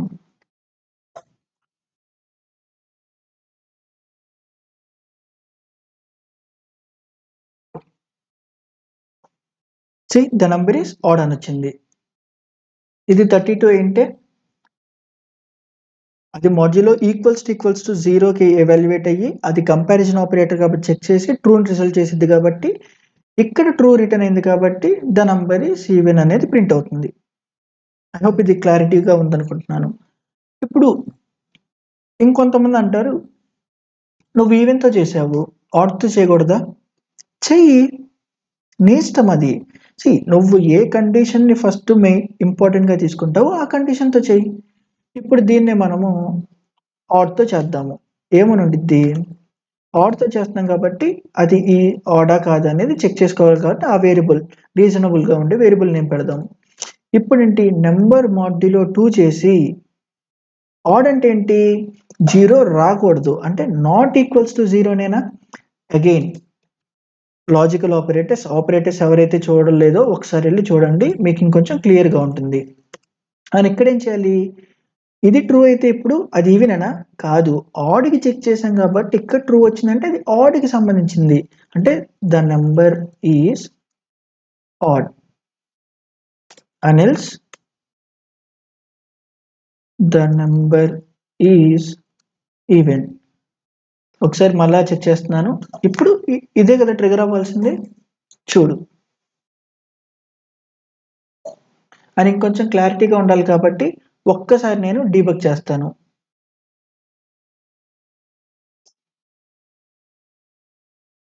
బిహైండ్గా కోడ్ ఎలా ఎగ్జిక్యూట్ అంతో చూడు. అండ్ మిగతా ఇప్పుడు నుండి తర్వాత ఏ క్వశ్చన్ చేసినా నీ అంతటి నువ్వు కోడ్ రాసి ఎలా డీబగ్ అవుతుందో చెక్ చేసి కామెంట్ చెయ్యి. 32 డిక్లేర్ అయిపోయింది. అండ్ నెక్స్ట్ ఇక్కడ చూడు, 32ని మాడ్యులో చేసి నాట్ ఈక్వల్ కాదనగానే ఇక్కడ ఫాల్స్కి డేట్ అయితే అయిపోయింది. చూడు ఎందుకు? 32 అనేది ఆడ్ ఈవెన్ కాబట్టి ఇక్కడ నువ్వు చెక్ చేసావు కాబట్టి ఇది ఇంపాక్ట్ అయింది. అండ్ నెక్స్ట్ ఇక్కడ చూడు, ఈజ్ ఆడ్ అనేది ఫాల్స్ కాబట్టి ఇక్కడ నీకు ఆటోమేటిక్గా ఇది ఎగ్జిక్యూట్ కావట్లేదు అని చూపించింది. వన్స్ ఎప్పుడైతే చెక్ చేస్తున్నానో ఇది ఇప్పుడు ఇక్కడికి వచ్చింది. ఎందుకు ఈ సెట్ ఆఫ్ స్టేట్మెంట్ని స్కిప్ చేసేసింది. అండ్ దెన్ నువ్వు కన్సోల్కి వెళ్తే ఇక్కడ కన్సోల్ని చూడగలవు. Back to this and next స్టెప్కి వెళ్ళగానే కోడ్ టెర్మినేట్ అయిపోయింది. సో ఇలా నువ్వు ఇక్కడ అగైన్ నేనేమంటున్నాను, నీ లాజిక్ ప్రిఫరెన్స్ ఏంటి దాన్ని బట్టి కోడ్ రాయి. అంతేగాని అదేంటి ఇంకోటి ఇలా రాశాడు, నాది ఇలా ఉంది, ఈ రెండు మ్యాచ్ కదా అనేది ఇలా చూడద్దు. నీకు అర్థమైన దాంట్లో ఫస్ట్ నువ్వు దేనికి ఇంపార్టెన్స్ ఇస్తావు అనేది చెక్ చేసుకోవడం అనేది మెయిన్ కాన్సెప్ట్ అనమాట. అని ఇప్పటిదాకా మనము ఒక డేటా వేరియబుల్ అనేది కాన్స్టెంట్గా డిఫైన్ చేయడం అనేది స్టార్ట్ చేసాము. మరి యూజర్ ఇవ్వాలంటే నువ్వు డెవలపర్గా కోడ్ రాసి ఓకే, యాజ్ ఏ యూజర్గా నేను ఇవ్వాలంటే దానికి మనము ఎలాగైతే system.out.println అని వాడుతున్నామో యూజర్ నుండి ఇన్పుట్ తీసుకోవాలంటే మనకి స్కానర్ అనే ఫంక్షన్ ఉంది, స్కానర్ అనే క్లాస్ ఉంది. బేసిక్గా అంటే ఎలాగైతే సిస్టమ్ అనేది ఒక క్లాసు, స్కానర్ అనేది కూడా ఒక క్లాసే. ఇప్పుడు దానికి ఏంటంటే మనము ఒక ఆబ్జెక్ట్ క్రియేట్ చేస్తాము.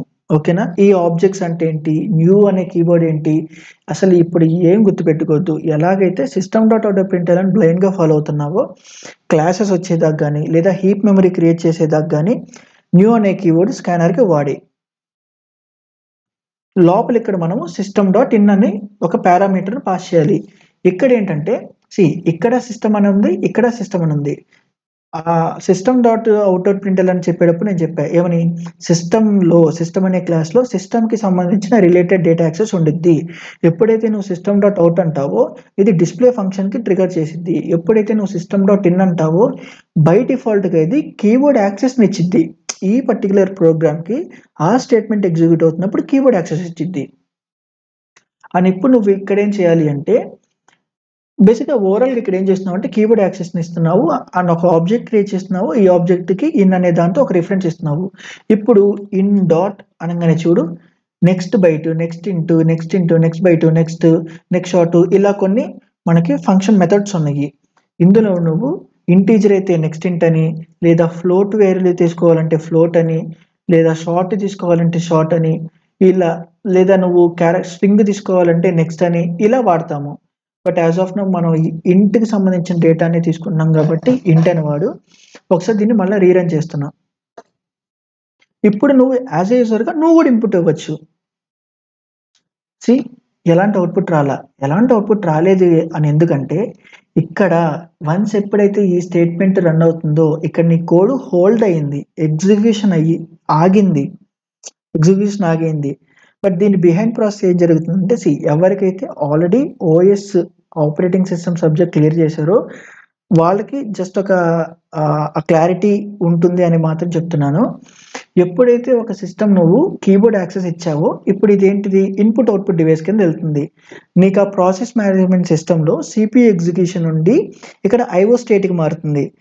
ఓకేనా? ఐఓ స్టేట్కి మారుతుంది. వన్స్ ఇప్పుడు నేను ఇక్కడైతే ఒక నెంబర్ని ఎంటర్ చేసి దాన్ని ఎంటర్ నొక్కుతానో మళ్ళీ అది ప్రాసెస్ స్టేట్కి వెళ్ళి ర్యామ్ నుండి మళ్ళీ సిపియూకి ఎగ్జిక్యూషన్ అవ్వడానికి వెళ్తుంది. ఇలా బిహైండ్ ప్రాసెస్ ఉంటుంది. బట్ ఎవరైతే ఇంకా beginners operating system subject cover చేయలేదు వాళ్ళు అసలు పట్టించుకోవద్దు. యూజర్గా మనము ఎప్పుడైతే ఇన్పుట్ ఇస్తామో అది ఇక్కడ హోల్డ్ అయింది. ఇక్కడ చూడు 32 అని ఇచ్చా, స్టిల్ నా కోడ్ నెంబర్లో పెట్టాను, ఆ నెంబర్ ఎగ్జిక్యూట్ అయింది. 32 ఈవెన్ కాబట్టి ఈవెన్ ప్రింట్ అయింది. That's it. అని ఇక్కడ ఇంకొక చిన్న పాయింట్, ఎప్పుడైతే నీకు ఇన్పుట్ తీసుకున్నావో ఇక్కడ ఏం ఎంటర్ చేయాలనేది అసలు ఏమైనా డిస్ప్లే ఉందా? సపోజ్ ఈ కోడ్ రాసావు, నీ ఫ్రెండ్ ఇచ్చాడు, ఇట్లా కన్సోల్ ఉంది, ఏం ఎంటర్ చేయాలి నువ్వు? వాడు ఏమంటాడు ఏం ఎంటర్ చేయాలని, అంతే కదా? మరి అలాగా వాళ్ళకు కూడా క్లారిటీ ఉండాలంటే ఏం చేయాలి? ఆ ఇన్పుట్ తీసుకునే ముందు అసలు ఎలాంటి ఇన్పుట్ వాడు ఎంటర్ చేయాలనేది క్లియర్గా రాయి. ఎంటర్ నెంబర్ లేదా ఎంటర్ ఎనీ నెంబర్ అని. ఇప్పుడు మళ్ళీ దీన్ని రీరన్ చేద్దాం.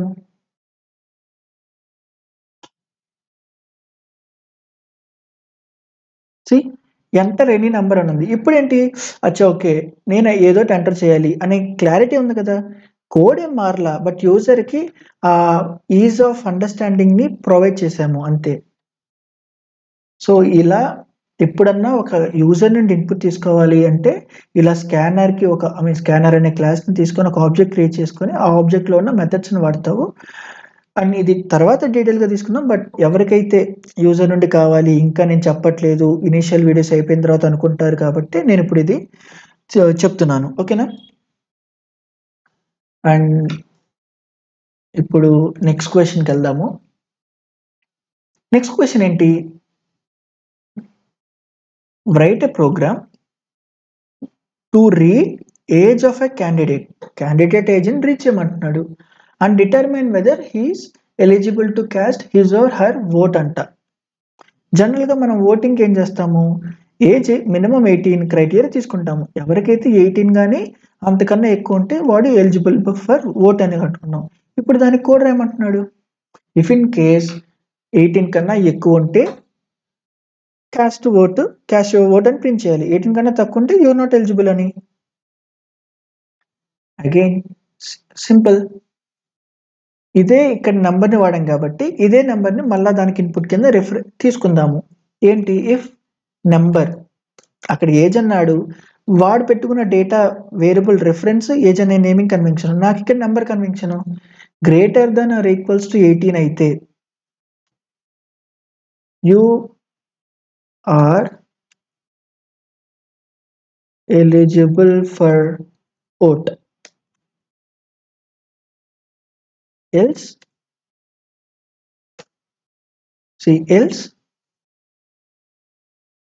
you are not eligible. ఒకసారి మళ్ళీ రీరన్ చేద్దాము.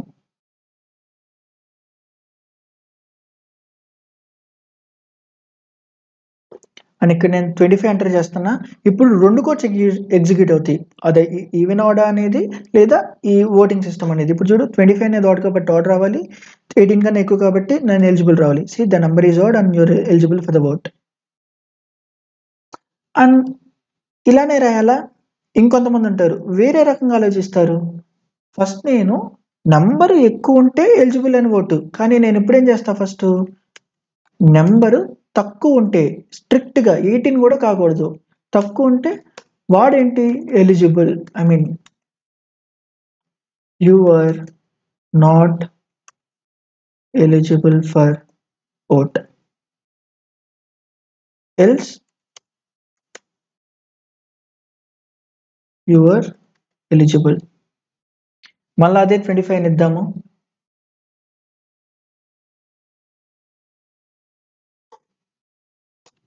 Still you're eligible. నేను అదే చెప్తున్నా, ఒక కోడ్ని ఒక్కడొక్క డిఫరెంట్ ఆస్పెక్ట్లో అర్థం చేసుకుంటారు. నువ్వు ఎలా అర్థం చేసుకున్నావు అనే దాన్ని ఎలా నేను కన్వే చేయాలనేది చూడు.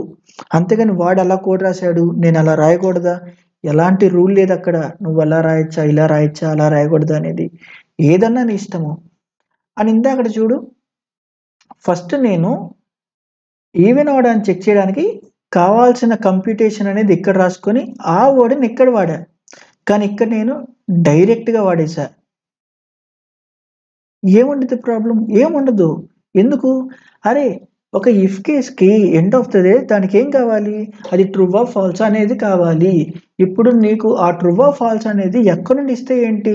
ఇక్కడ చూడు, నెంబర్ ఇచ్చిన ఏదైతే ఒక నెంబరు ఇందాక 25 ఇచ్చాం కాబట్టి ఆ 25 అనేది లెస్ దాన్ 18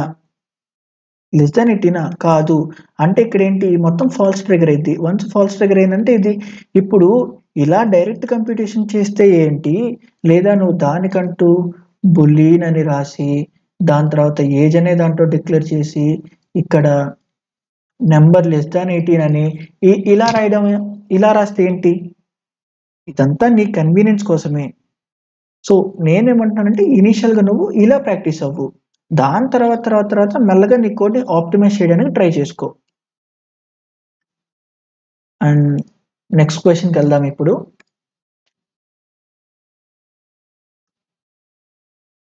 అగైన్ ఈ క్వశ్చన్ లాస్ట్ వీడియోలో మనం క్లియర్గా చూసాము. అప్పుడేంటి 3 ప్రింట్ఎఫ్లు వాడి అది ట్రూవా మిగతా ఫాల్సా, లేదా ఇది ఫాల్స్ ఇది ట్రూ ఇది ఫాల్స్, లేదా ఇది ట్రూ ఐ మీన్ ఇది ఫాల్స్ ఇది ఫాల్స్ ఇది ట్రూ. ఈ మూడిట్లో ఏదో ఒకటే కదా మనం లాస్ట్ వీడియో చూసాము. ఇప్పుడేంటి? ఒక్కటే ప్రింట్ అవ్వాలి. లాస్ట్ వీడియోలో మనకి ఇఫ్ ఎల్స్ అనే ఆ ఫ్లెక్సిబిలిటీ లేదు కాబట్టి నిన్ను 3 ప్రింట్ చేయమన్నా. ఇప్పుడు ఇఫ్ ఎల్స్ నేర్చుకున్నాం కాబట్టి అదే లాజిక్‌ని ఇక్కడ వాడు. క్వెషన్ ఏంటి? నీకు 3 నంబర్లు ఇస్తాను. ఏ, బి, సి. ఈ 3 నంబర్‌లో ఎందులో అయితే మ్యాథ్స్ డేటా ఉంటుందో ఆ డేటాని నువ్వు ప్రింట్ చెయ్యి. ఆ కంటెంట్‌ని ప్రింట్ చెయ్యి. ఓకేనా? ఆ డేటా నాకు ప్రింట్ కావాలి. మరి ఎలా చేస్తావు? అగైన్ లాజికల్ ఆపరేటర్స్ వాడతావు, కంపారిజన్ చేస్తావు, ఏది ఎందులో కన్నా పెద్దగా ఉండిద్దని చెప్తావు. ఎలా ఆలోచించాలని నేను లాస్ట్ వీడియోలో ఆల్రెడీ చెప్పాను. బ్లాక్ బాక్స్ కింద వాడాలి ఏదన్నా ఒక క్వెషన్ చేసేటప్పుడు. అంతేగాని ఇక్కడ టెస్ట్ డేటాలో ఫిక్స్ నెంబర్ ఇచ్చాడు కాబట్టి ఇక్కడ బి పెద్దది కాబట్టి నేను డైరెక్ట్ బి ప్రింట్ చేస్తా అనకూడదు. డేటా లోపల ఎలా ఉంది అనేది నీకు తెలీదు అనే బేసిస్ మీద ఆలోచించి ప్రతి కేస్‌ని నువ్వు జనరలైజ్ చేసి రాయాలి. అని ఇక్కడేం చేయొచ్చు, నేను డైరెక్ట్‌గా కోడ్ చెప్తున్నా. ఎవరికైతే నీకు దాని క్లారిటీ కావాలంటే ఒకసారి లాస్ట్ వీడియోలో క్వెషన్ చేశాము. చాలా డీటెయిల్‌గా అక్కడ ఎక్స్‌ప్లెయిన్ చేశాను. ఒకసారి ఆ వీడియో చూడు. ఇక్కడేంటి ఇఫ్ ఏలో ఉన్న డేటా ఇప్పుడు ఏ అనేది ఎప్పుడు గ్రేటర్ అయ్యిద్ది? ఏలో ఉన్న డేటా బి కన్నా ఎక్కువ ఉండాలి, సి కన్నా ఎక్కువ ఉండాలి. అంతేనా? ఏలో ఉన్న డేటా స్ట్రిక్ట్‌గా బి కన్నా ఎక్కువ ఉండాలి. లేదా ఏలో ఉన్న డేటా స్ట్రిక్ట్‌గా సిలో ఉన్న డేటా ఎక్కువ ఉండాలి. ఇప్పుడు ఈ రెండిట్లో ఏదో ఒకటైనా చాలా, రెండిటిని సాటిస్ఫై అవ్వాలా? రెండిటిని సాటిస్ఫై అవ్వాలి. అప్పుడేం చేయాలి? లాజికల్ ఆపరేటర్ డబుల్ అండ్ ఒకటి పెడితే బిట్ వైజ్ అయిపోద్ది. గుర్తుపెట్టుకో. ఇప్పుడేంటి ఇక్కడ నేనేం చేయొచ్చు? ఇక్కడ ఎవాల్యుయేట్ అయిన తర్వాత if in case a greater అయితే బి కన్నా ట్రూ అయిద్ది. ఏ సి కన్నా గ్రేటర్ అయితే ట్రూ అయిద్ది. ఈ రెండు ట్రూ అంటే ట్రూ. ఓవరాల్‌గా ట్రూ అయిద్ది. అంటే ఇఫ్ ఎల్స్‌కి ఎండ్ ఆఫ్ ద డే అక్కడ ట్రూ ఆర్ ఫాల్స్ అనేది వచ్చేస్తుంది కదా! అలా వస్తే ఈ లోపల ఉన్న స్టేట్మెంట్సే కదా ఎగ్జిక్యూట్ అయ్యేది. అప్పుడు మరి నీకేం కావాలి? నీకు నచ్చిన డేటా ప్రింట్ చేసుకో. ఏ ఈజ్ గ్రేటర్ అని. లేదా ఇంకో కేసు డైరెక్ట్‌గా ఎల్స్ కేసు కాదు. ఎందుకు? బి గ్రేటర్ అవ్వచ్చు. లేదా ఎల్స్ ఇఫ్ బి అనేది ఏ కన్నా గ్రేటర్ అయ్యి బి అనేది సి కన్నా గ్రేటర్ అయితే ఇక్కడ బి ప్రింట్ చేస్తావు.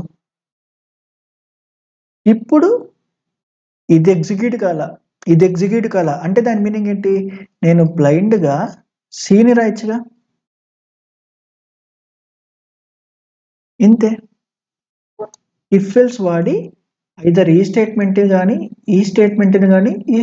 గాని ఏదో ఒక్క స్టేట్మెంట్‌ని మాత్రమే ప్రింట్ చేసావు. మిగతా 2 జంప్ అయిపోయినాయి. అదే కదా ఇఫ్ ఎల్స్ యొక్క కోర్ థీమ్. దీన్ని ఇంప్లిమెంట్ చేసి చూద్దాం.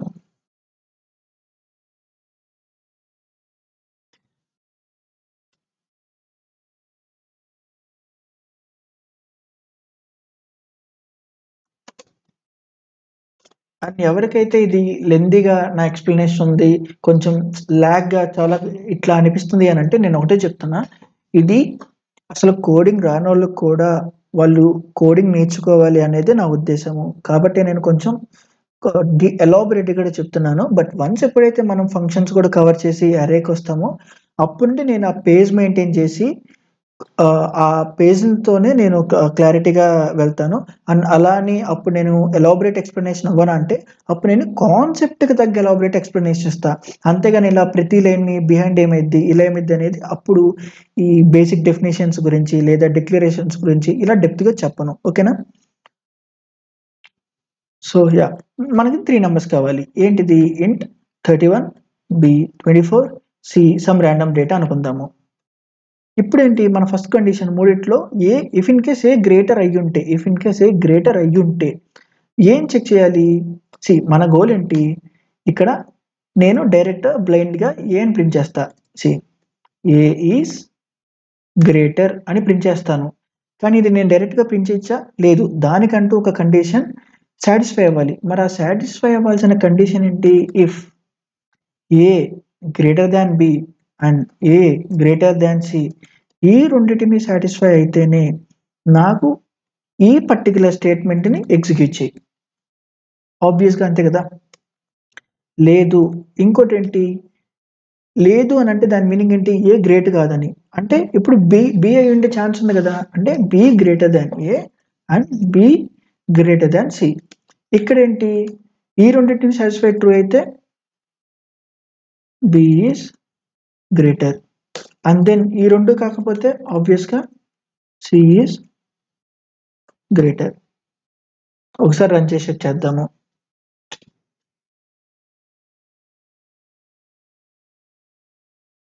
సి 55 పెద్దది కాబట్టి ఇది వచ్చింది. ఇప్పుడు ఇక్కడ మైనస్ పడుతున్నా, మనకి హైయెస్ట్ ఏం రావాలి, ఏ ఇస్ గ్రేటర్ అనేది రావాలి, ఎందుకు ఏలో 31 ఉంది కాబట్టి. C A is greater, and again ఏని కూడా మైనస్లో పెడుతున్నా, సో దట్ ఇప్పుడు ఉన్న దాంట్లో పెద్దది బి కాబట్టి ఒకసారి రీరన్ చేద్దాము, బి రావాలి.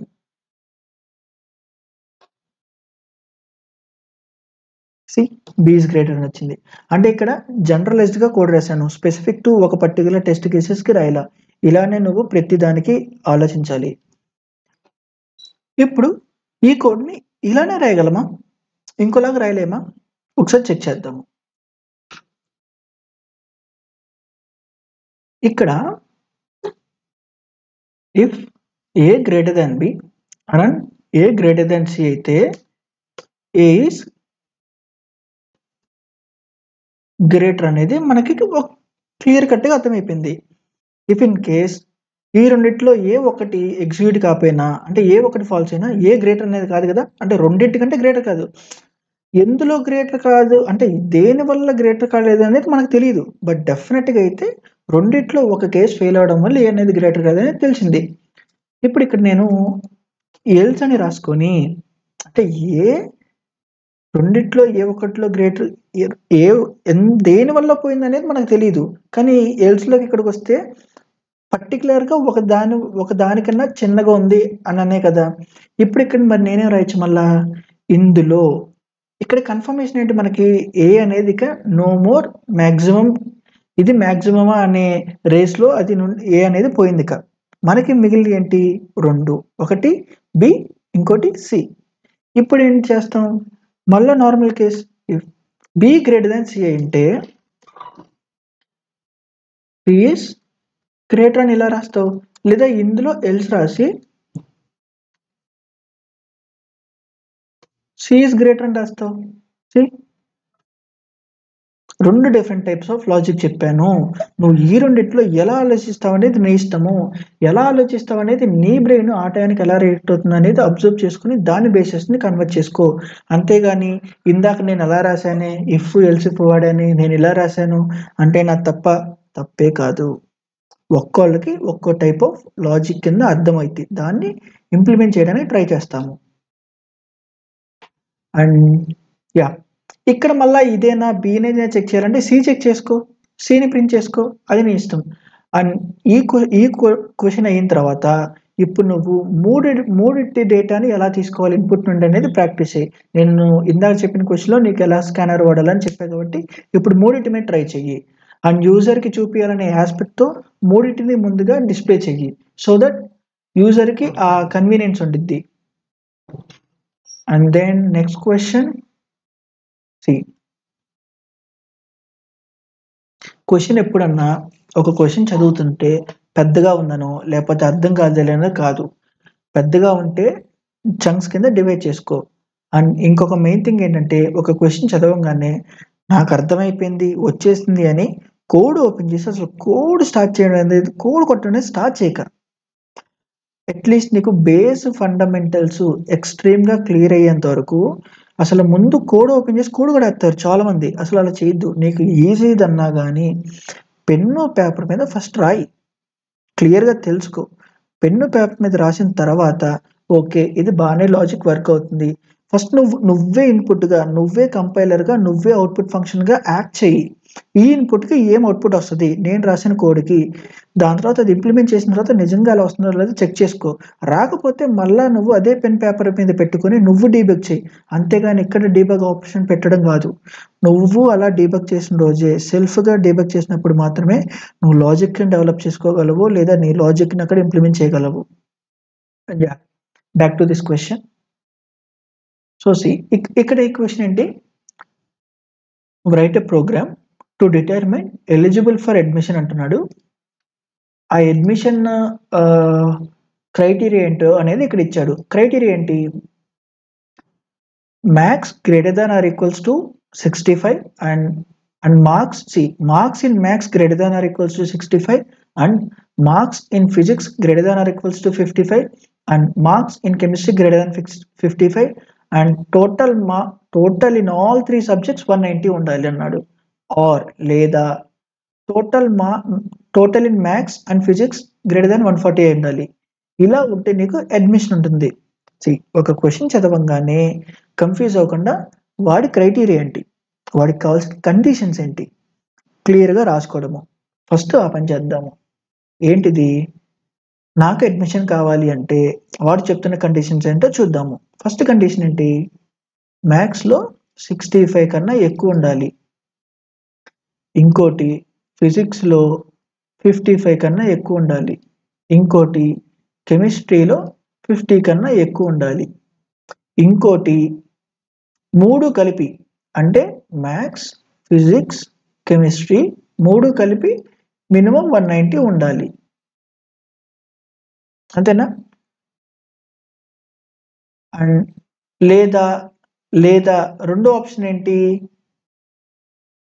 Total marks maths, physics greater దాన్ 140 ఉన్నా చాలు. ఇక్కడ కొంచెం అంబిగ్యూటీ ఉంది. బట్ ఇక్కడ ఏంటంటే ఇది అండ్ ఇది దాని బేసిస్ మీద ఇక్కడ ఆర్ ఉంది. అని ఇక్కడ చూడు, వాడేమంటున్నాడు? 3 conditions. First maths, physics, chemistry ఈ రేంజ్ ఇచ్చాడు. నెక్స్ట్ ఏంటిది? మ్యాథ్స్, ఫిజిక్స్, కెమిస్ట్రీ కలిపి 190 రావాలి, లేదా or maths plus physics greater than 140 రావాలి. కండిషన్స్ క్లియర్గా ఉన్నాయా? ఓకే, క్లియర్గా ఉంది. ఇఫ్ ఎల్స్ ఎలా ట్యాకిల్ చేయాలనేది క్లియర్గా ఉందా? క్లియర్గా ఉంది. అప్పుడే కోడింగ్కి వెళ్ళు. క్లియర్గా లేకపోతే దాన్ని ఇమాజినేషన్ చేయి, వాడి కండిషన్స్ ఏంటనేది. దాని తర్వాత నువ్వు కోడ్కి వెళ్ళు. ఇక్కడ ఏమంటున్నాడు? ఇఫ్ వాడికి end of the goal. Goal ఏంటి? అడ్మిషన్ నాకు కావాలి అనేది డేటాని ప్రింట్ చేయడము. బట్ ఈ డేటా ప్రింట్ చేయడం అనేది అంత ఈజీయా? కాదు. నాకు ఇందులో రాసే కండిషన్స్ సాటిస్ఫై అయినప్పుడు మాత్రమే ఈ డేటా ప్రింట్ చేస్తాను. అదే కదా ఇఫ్ ఎల్స్ థీము.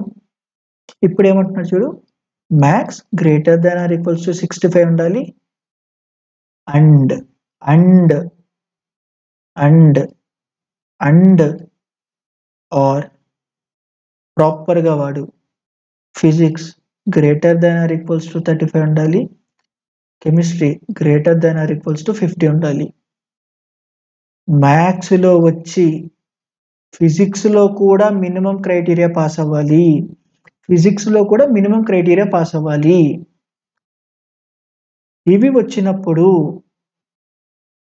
ఇవి వచ్చినప్పుడు దీంతో సరిపోయిద్దా? ఈ 3 మినిమం క్రైటీరియా పాస్ అయ్యావు, అది సరిపోయిద్దా? లేదు. ఈ 3 మినిమం క్రైటీరియా అసలు పాస్ కాకపోతే ఫస్ట్ నీకు నాట్ ఎలిజిబుల్, ఇది ఫిక్స్, ఇది ఎల్స్ కేసులో ఉండిద్ది. ఇఫ్ ఇన్ కేస్ ఇది అయితే నెక్స్ట్ కండిషన్ ఏంటి? అడ్మిషన్ రావడానికి ఐదర్ టోటల్ 190 ఉండాలి, లేదా ఫిజిక్స్, కెమిస్ట్రీ 140 ఉండాలి. అంటే మళ్ళా ఇఫ్గా ఇక్కడ maths plus physics plus chemistry minimum 190 ఉండాలి, లేదా మ్యాథ్స్ ప్లస్ ఫిజిక్స్ మినిమం 140 ఉండాలి. ఇక్కడేంటి? రెండు సాటిస్ఫై అవ్వాలా? రెండిట్లో ఒక్కటైనా చాలు. అగైన్ ఆపరేటర్స్, ఆర్ ఆపరేటర్ ఒకటి పెడితే బిట్ వైజ్ ఆరు, కాబట్టి ఆ క్లారిటీ ఉంచుకో. ఇది కూడా సాటిస్ఫై అయితేనే వాడు ఎలిజిబుల్.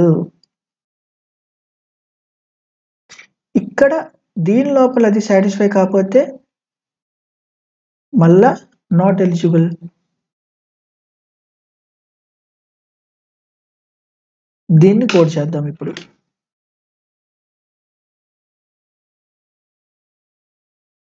ఇక్కడ మ్యాథ్స్ యాజ్ ఆఫ్ నో ర్యాండమ్గా తీసుకుందాము, ఒక ర్యాండమ్ డేటా. అండ్ ఫిజిక్స్ వాడికి 67 వచ్చింది అనుకుందాము. అండ్ కెమిస్ట్రీ 98 వచ్చింది అనుకుందాము. ఇప్పుడు వాడి కండిషన్స్ ఏంటి? వాడికి ఏం కావాలి? మ్యాథ్స్లో 65 రావాలి, ఫిజిక్స్లో 55 రావాలి. మ్యాథ్స్లో మినిమం 55 రావాలి అండ్ ఫిజిక్స్లో మినిమం 65 రావాలి. నెక్స్ట్ వాడి కండిషన్ ఏంటి? కెమిస్ట్రీలో 50 రావాలి.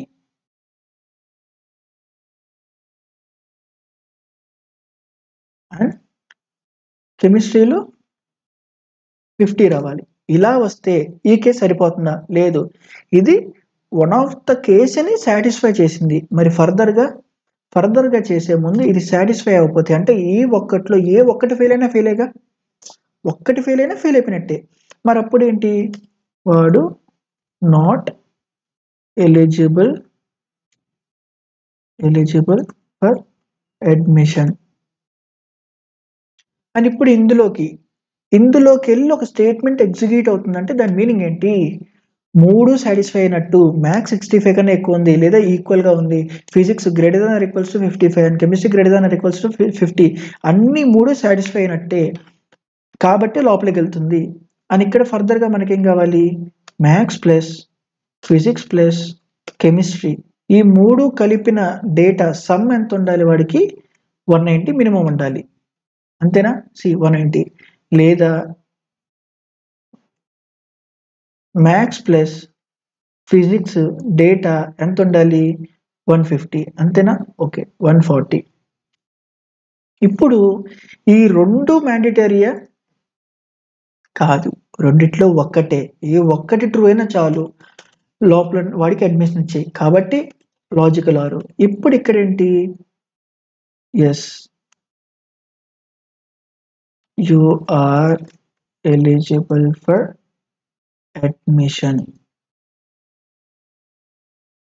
సపోజ్ 3 పాస్ అయ్యాడు కానీ టోటల్ సమ్ అంతకన్నా ఎక్కువ రాలా, అక్కడ అది కేసు ఫెయిల్ అయ్యింటే వాడికి ఎలిజిబిలిటీ లేదనే కదా. అని ఇక్కడ అగైన్ దీన్ని నేను కాపీ పేస్ట్ చేస్తున్నా. మనం ఒకసారి రన్ చేద్దాము. ఇక్కడ మ్యాక్స్ మినిమం 65 ఉండాలి, బట్ ఇక్కడ 54 కాబట్టి ఇనీషియల్గా ఈ కేసే టెర్మినేట్ అయిపోయింది కాబట్టి ఇక్కడ దాకా వస్తుంది. Not eligible for admission. And ఇంకొక చిన్న కాన్సెప్ట్ ఇఫ్ ఎల్స్లో, ఎప్పుడైతే నీకు ఇక్కడ మ్యాక్స్ అనేది 54 ఇక్కడ రెప్లికేట్ అయింది, 54 గ్రేటర్ దాన్ ఆర్ ఈక్వల్స్ 65 కాదు కాబట్టి ఇక్కడ ఏమైంది? ఫాల్స్ రిటర్న్ అయింది కదా. వన్స్ ఎప్పుడైతే నువ్వు అండ్ ఆపరేటర్స్ వాడుతావో, లాజికల్ అండ్, ఒక్కటన్నా ఫాల్స్ అయితే డేటా మొత్తం ఇర్రెస్పెక్టివ్ ఆఫ్ మిగతా డేటా ఫాల్సే కదా. కాబట్టి ఇంటర్నల్గా ఇవి చెక్ చేయదు. దీన్ని మనము సర్క్యూట్ బ్రేక్ అంటాము. ఇంటర్నల్గా ఆ కోడ్ ఎగ్జిక్యూట్ అవ్వదు, సర్క్యూట్ బ్రేక్ అయిపోయింది. అండ్ సిమిలర్గా ఆర్కి కూడా, ఆర్కి మరేంటి? ఫాల్స్ అవడం కాదు, ఒక్కటి ట్రూ అయినా ఇర్రెస్పెక్టివ్ ఆఫ్ ఇక్కడ ఎన్ని ఫాల్స్ ఉన్నా ఈ డేటా ట్రూ అనే కదా. అప్పుడు అంటే ఎప్పుడైతే ఇలా ఎగ్జిక్యూట్ చేసినప్పుడు ఇక్కడ ఎంత డేటా ఉన్నా ఒక పర్టికులర్ కండిషన్కి ట్రూ అయితే అది ఆర్ అయితే బ్రేక్ అయిపోయింది, బ్రేక్ అయ్యి లోపల ఉన్న స్టేట్మెంట్ ఎగ్జిక్యూట్ అయిపోయింది. సో వీటిని మనం సర్క్యూట్ అంటాము. సర్క్యూట్ బ్రేక్ అయిపోయింది అంటాము, అంటే మొత్తము అది ఎగ్జిక్యూట్ అవ్వదు. అండ్ అగైన్ నువ్వు గుర్తుపెట్టుకోకర్లేదు, ఆ టెర్మినాలజీస్ ఎలా ఎగ్జిక్యూట్ అవుతుంది అనేది గుర్తుపెట్టుకోవచ్చు. అండ్ ఇప్పుడు నేను ఇక్కడ ఏం రాశాను చూడు, మ్యాథ్స్ లోపలికి వెళ్ళిన తర్వాత మళ్ళా ఎల్స్ రాశా. ఇక్కడున్న స్టేట్మెంట్ యాక్చువల్గా 2 ఒకటేనా ప్రింట్ చేసేది? 2 ఒకటేనా? మరి అప్పుడు ఇక్కడ ఏంటి? ఆల్మోస్ట్ డేటా రిడెండెన్సీ ఉంది కదా. ఇంకోటి ఏమంటాడు? ఇప్పుడు ఇంకోటి ఏం ఆలోచిస్తా, ఇప్పుడు నేను ఇనీషియల్గా నేను ఆ క్వశ్చన్ చదివినప్పుడు నాకు ఇలా రాయాలనిపించింది, ఇలా రాసుకున్నా. తప్ప అంటే తప్పు కాదు. ఎందుకు? ఇక్కడ కూడా హైయెస్ట్ పెట్టేశాను, నేను మళ్ళీ రీరన్ చేస్తున్నాను, అది ఎగ్జిక్యూట్ అవుతుందో చూద్దాము. ఓవరాల్గా నా అన్ని కేసెస్ పాస్ అయినాయి, అప్పుడు తప్పేంటి? ఏం లేదు. కానీ ఇంకోటి ఎలా ఆలోచిస్తాడు? ఎప్పుడైతే నువ్వు లోపలికి వెళ్ళావో దాని తర్వాత దీన్ని చెక్ చేస్తున్నావు. అక్కడ ఫెయిల్ అయితే ఇది రాస్తున్నావు. ఇనీషియల్‌గా కూడా ఫెయిల్ అయితే ఇది రాస్తున్నావు.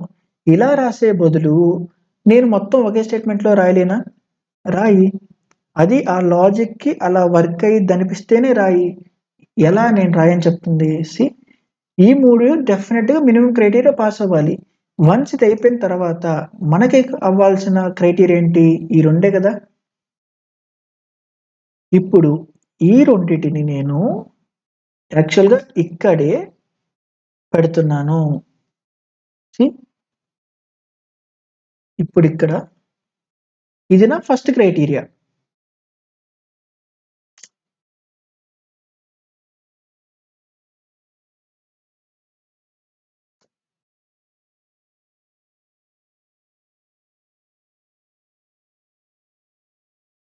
అండ్ ఇక్కడ ఒకసారి మళ్ళా రన్ చేసి నేను దాని తర్వాత ఎక్స్‌ప్లనేషన్ చెప్తాను. సో దట్ నీకు క్లారిటీ ఉంటుంది.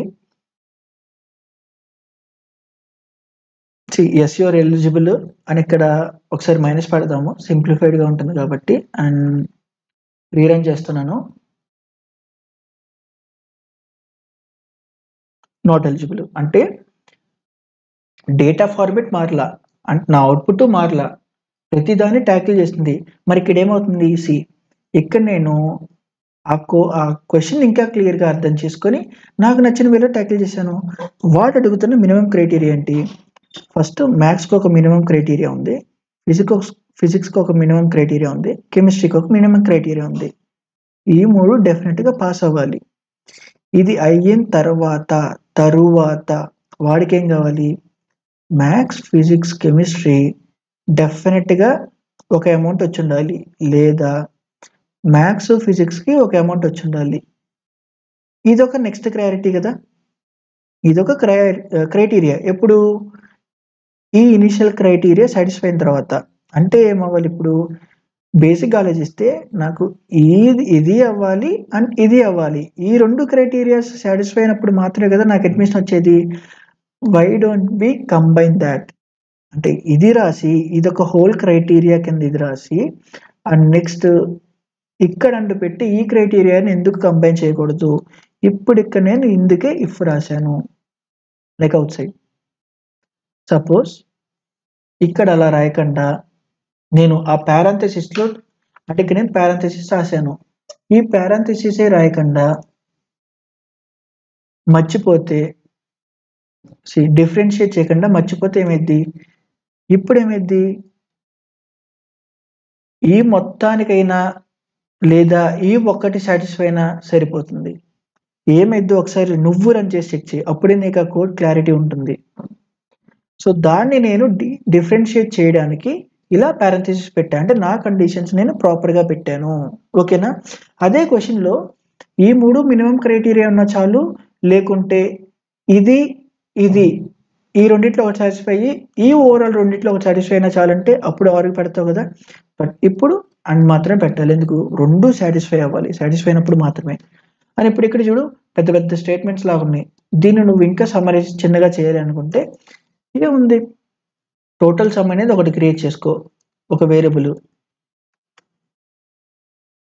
ఈ వేరియబుల్‌లో మ్యాథ్స్, ఫిజిక్స్, కెమిస్ట్రీ పెట్టు. అని ఇంకోటి ఓన్లీ ఎంపీ అని పెట్టు. ఇక్కడ మ్యాథ్స్, ఫిజిక్స్, కంప్యూటేషన్ చెయ్యి. Additions, general additions. Again arithmetic ఆపరేటర్స్‌లో కవర్ చేసాం. ఈ 3 తీసేసి ఇప్పుడు నేను టోటల్ సమ్ అంటున్నాను. ఈ మ్యాథ్స్, ఫిజిక్స్, కంప్యూటేషను ఇక్కడ చేసే బదులు ముందుగానే చేసేసుకొని ఆ వేరియబుల్‌లో ఉన్న డేటా ఇక్కడ వాడుతున్నాను. అగైన్ అవుట్‌పుట్ ఎలాంటి చేంజ్ ఉండదు. నువ్వు డేటా ముందుగానే కంప్యూట్ చేసి అందులో ఉన్న ఆ కంప్యూటేషన్ అయిన తర్వాత డేటాను స్టోర్ చేసి ఇక్కడ వాడుకున్నావు అంతే. Not eligible. సో అగైన్ చెప్తున్నాను. ఒక్కొక్కడికి different type of logical thinking ఉంటుంది. నీ లాజికల్ థింకింగ్ ఏంటో అనేది చూసుకొని దాని బేసిస్ మీద ఎళ్ళు. అండ్ నెక్స్ట్ సో ఈ టాపిక్‌లో ఇదే లాస్ట్ క్వెషన్ మనం చేస్తున్నాము. అండ్ మిగతా క్వెషన్స్ నువ్వు వన్స్ ఒక టాపిక్ ఇప్పటి నుండి ఏం చేస్తావంటే మనం యాక్చువల్‌గా బేస్ ఫండమెంటల్ కోడింగ్‌కి స్టార్ట్ అయిపోయినట్టే. వన్స్ నేను ఒక టాపిక్ చెప్పంగానే అండ్ ఆఫ్ కోర్స్ నేను ఆ టాపిక్ మీద ఇలా థియరీ కంటెంట్లో ఒక 5 క్వశ్చన్స్ చెప్పడము. ఇఫ్ ఇన్ కేస్ అది డేటా స్ట్రక్చర్స్ అయితే బేసిక్ క్రెడ్ ఆపరేషన్స్ అన్ని ఎక్స్ప్లెయిన్ చేసి సపరేట్ దానికంటూ ఒక ప్లేలిస్ట్ క్రియేట్ చేసి అందులో 15 నుండి 20 క్వశ్చన్స్ లేకపోతే 10 to 20 క్వశ్చన్స్ ఆబ్వియస్గా చేస్తాను. బట్ అవి సరిపోతాయా అంటే సరిపోవు. నువ్వు అంతకన్నా కొంచెం ఎక్స్ట్రాగా ఎఫర్ట్ ఇచ్చినప్పుడు మాత్రమే నీ లాజికల్ ఎబిలిటీ పెరిగిద్ది. ఇవి ఇప్పుడు మరి మనం చేస్తున్నాం కదా 15 to 20 అవి మరి దేనికంటే అవన్నీ నీకంటూ ఒక ఇనీషియల్ పుష్ ఇవ్వడానికి మాత్రమే. అవన్నీ నీకు ఓకే ఈ పర్టికులర్ టాపిక్ని ఎలా థింక్ చేయాలి అనే ఒక ఇనిషియేట్ మాత్రమే ఇస్తున్నాను. అది మాత్రమే నీకు వాటి నుండి వచ్చింది. వన్స్ ఆ ఇనిషియేటివ్ థాట్ వస్తే చాలు, నువ్వు ఆల్మోస్ట్ మిగతా అన్ని నీ బ్రెయిన్ ఎలా రియాక్ట్ అవుతుందా అనేది టెస్ట్ చేసుకోవడమే, అలా డెవలప్ అవడమే. కానీ నువ్వు ఒక ప్లేలిస్ట్లో నేను చూశాను 60-70 వీడియోలు కవర్ చేశాడు, నువ్వు 10-20 చేస్తున్నావు అని అంటే ఒక ప్లేలిస్ట్ని చూసి 60-70 క్వశ్చన్ చేయడం వల్ల యూజ్ లేదు. అర్థమవుతుందా? అందులో ఆన్సర్స్ చెప్తాడు, నువ్వు ఆన్సర్స్ అదే చూస్తావు, అదే ఇంప్లిమెంట్ చేస్తావు, దానివల్ల ఎలాంటి యూజ్ లేదు. కానీ అదే నీకు కావాల్సిన, నేనేమంటున్నానంటే నీకు కావాల్సిన ఇన్పుట్ నేను ఇస్తాను. వన్స్ ఆ ఇనీషియల్గా కావాల్సిన డాటెడ్ లైన్స్ అన్ని నేను ఇవ్వగానే నువ్వు సపరేట్గా వెళ్ళి ఆ క్వశ్చన్స్ మీద డెప్త్ బై డెప్త్ ఇంకొన్ని చేసుకొని ఆ డాటెడ్స్ని కనెక్ట్ చేసుకో. అప్పుడే ఆ ఏరియా మీద సెల్ఫ్ గ్రిప్ వస్తుంది. ఎవరో చెప్పి క్వశ్చన్స్ అన్ని సాల్వ్ చేయడం కన్నా సెల్ఫ్గా నువ్వు ఇంప్రూవ్ అవ్వడం అనేది చాలా ఇంపార్టెంట్. అండ్ ఈ వీడియో ఇదే లాస్ట్ క్వశ్చన్. అండ్ దీంతో ఆల్మోస్ట్ మనము ఇఫ్లో ఉండే ప్యాటర్న్స్ కానీ లేకపోతే ఇఫ్ని ఎలా వాడాలి, ల్యాడర్ కింద, నెస్టెడ్ కింద, లేదా జస్ట్ ఇఫ్ ఎల్స్ అనేది నీకు క్లియర్ ఐడియా వచ్చేసిద్ది. అండ్ మళ్ళా చెప్తున్నాను, నాకు తెలిసి ఇప్పటికీ నీకు అర్థమై ఉంటుంది. ఇఫ్ అనేది ల్యాడర్ అని ఉంది కాబట్టి ల్యాడర్గా వాడమనో, లేకపోతే నెస్టెడ్ ఇఫల్స్ ఉంది కాబట్టి నెస్టెడ్ ఇఫల్స్ వాడడం కాదు. క్వశ్చన్ బట్టి దాన్ని ఎలా ట్యాకిల్ చేయాలనేది చూసుకుని దాన్ని ట్యాకిల్ చేసుకుంటావు. And back to this question again. ఇది కొంచెం ఎలాబొరేటెడ్గా ఉంటుంది, సో పెద్దగా ఉంటుంది నీకు, సో దట్ ఓవరాల్గా నీకు కూడా క్లారిటీ వస్తుంది కాబట్టి ఈ పెద్ద క్వశ్చన్ తీసుకున్నాను. క్వశ్చన్ చూడు, write a program to calculate and print electricity bill అంటున్నాడు. ఇక్కడ ఏంటి, customer ID, name, unit, consumer, ఈ నేము, ఐడి, ఈ కన్జ్యూమర్ అంతా తీసేసి యాక్చువల్ కంటెంట్కి ఏంటో చూద్దాము. ఏంటి, యూజర్ ఒక అమౌంట్ ఇస్తాడు, దానికి వాడి ఎలక్ట్రిసిటీ బిల్ ఎంతో చెప్పాలి. బేసిక్గా వాడి యూనిట్స్ ఇస్తాడు, వాడు ఎంత కన్జ్యూమ్ చేసుకున్నాడు అనే యూనిట్స్ ఇస్తాడు, నువ్వు ఎలక్ట్రిసిటీ బిల్ చెప్పాలి. అది డైరెక్ట్గా అంటే లేదు, ఇక్కడ కొన్ని కండిషన్స్ మీద ఉన్నాయి. ఏం కండిషను, యూజరు అప్ టు 199 యూనిట్సే కన్జ్యూమ్ చేస్తే ఒక్కో యూనిట్కి ఇంత ఛార్జ్ అయ్యి, లేదా 200 నుండి అంటే ఇంక్లూడింగ్ 200 నుండి అండ్ లెస్ దాన్ 400 దాకా అయితే వాడికి ఈ అమౌంట్ ఛార్జ్ చెయ్యి. ఇక్కడ ఏంటి, ఇంక్లూడింగ్ 400 నుండి 600 దాకా యూనిట్స్ ఉంటే ఈ అమౌంట్ ఛార్జ్ చేయి. అండ్ 600 కన్నా ఇంక్లూడింగ్ 600 అండ్ అబోవ్ ఉంటే వాడికి per charge like 2 units per charge చేయి అని. ఇక్కడ ఇదంతా బాగానే ఉంది. ఎప్పుడైతే నేను ఇట్లా రాస్తున్నానో నువ్వు ఆటోమేటిక్గా నీ బ్రెయిన్లో ఓకే ఇట్లా ఇఫెల్స్ మనం ట్యాకిల్ చేయొచ్చు అనే ఐడియాలజీ రావాలి. ఇక్కడ ఇంకోటి ఎక్స్ట్రా కండిషన్ ఏంటి, ఇఫ్ బిల్ ఎక్సీడ్ 400, బిల్ కానీ 400 ఎక్సీడ్ అయితే, ఇఫ్ ఇన్ కేస్ మొత్తం ఛార్జ్ ఈ బేసిస్ మీద ఎవాల్యుయేట్ అయిన తర్వాత 400 ఉంటే దానికి 15% ట్యాక్స్ కట్టమంటున్నాడు. ఓకేనా. And bill should be minimum 100 అంట, బిల్ అనేది మినిమం 100 ఉండాలి అంటున్నాడు. అంటే మేబీ యూనిట్స్ అనుకో, లేదు ఇక్కడ చూడు, minimum bill should be 100. Minimum bill అనేది వాడు 100 చేయాలి. ఇఫ్ ఇన్ కేస్ 100 లేకపోతే మనం దాన్ని 100 కింద మాడిఫై చేసేద్దాము. క్వశ్చన్ ఇక్కడ కొంచెం అంబిగ్యూటీ లాగుండి దేనికి అనేది ప్రాపర్గా చెప్పలేదు కాబట్టి ఇఫ్ ఇన్ కేస్ యూనిట్స్ అనేది చాలా తక్కువ పెట్టిన తర్వాత 100 కానీ లేకపోతే వాడి బిల్లు మినిమం 100 కింద డిస్ప్లే చేద్దాము, సో దట్ నీకు ఎలాంటి అంబిగ్యూటీ ఉండదు ఈ క్వశ్చన్ సాల్వ్ చేసేటప్పుడు. అండ్ ఇక్కడ వాడి పేరు ఇవన్నీ తీసేసి ఇవి అన్నెసెసరీ మనకి. ఇక్కడ నువ్వు చూడాల్సింది వాడి యూనిట్స్ ఇస్తాడు, వాడి యూనిట్స్ ఎంత కన్జ్యూమ్ అయింది, ఎంత అమౌంట్ నువ్వు ఇస్తున్నావు, వాడి సర్చార్జ్ ఎంత, టోటల్ అమౌంట్ ఎంత. ఇలానే యాజ్ ఇట్ ఈస్ ఈ 4 ప్రింట్ అవ్వాలి మనకు కూడా. దీన్ని ఎలా చేయాలో చూద్దాము.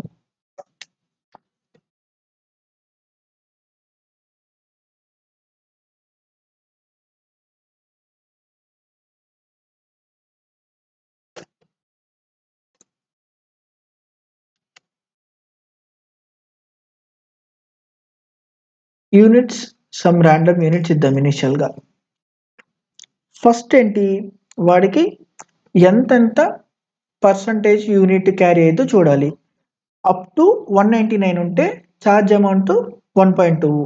సి ఇక్కడ నువ్వు కరెక్ట్గా అబ్జర్వ్ చేస్తే ఒక్కొక్క ఛార్జ్ యూనిట్స్కి ఒక్కొక్క యూనిట్కి ఈ ఛార్జ్ యూనిట్ అనేది మారుతుందా? అంటే ఈ ఛార్జ్ యూనిట్ అనే వాల్యూ దేని మీద డిపెండ్ అవుతుంది? ఈ ఎలక్ట్రిసిటీ యూనిట్స్ మీద. కాబట్టి అంటే ఒక ఛార్జ్ యూనిట్ని ఫిల్ చేయడానికి వాడికి డిఫరెంట్ సెట్ ఆఫ్ కండిషన్స్ ఉన్నాయి. ఈ సెట్ ఆఫ్ కండిషన్ మ్యాచ్ అయితే ఆ ఛార్జ్ యూనిట్లో ఈ డేటా పెట్టు, ఈ సెట్ ఆఫ్ కండిషన్ మ్యాచ్ అయితే ఇందులో పెట్టు, ఈ సెట్ ఆఫ్ కండిషన్ మ్యాచ్ అయితే ఇది, ఈ సెట్ ఆఫ్ కండిషన్ అయితే ఇది. అంటే ఒక వాల్యూని నువ్వు డిఫరెంట్ కండిషన్స్ మీద దాన్ని మ్యానిపులేట్ చేస్తున్నావు. ఇలా కండిషన్స్ మీద దాన్ని మ్యానిపులేట్ చేస్తున్నావు కాబట్టి ఇక్కడ ఇఫ్ ఎల్స్ వాడుతున్నావు.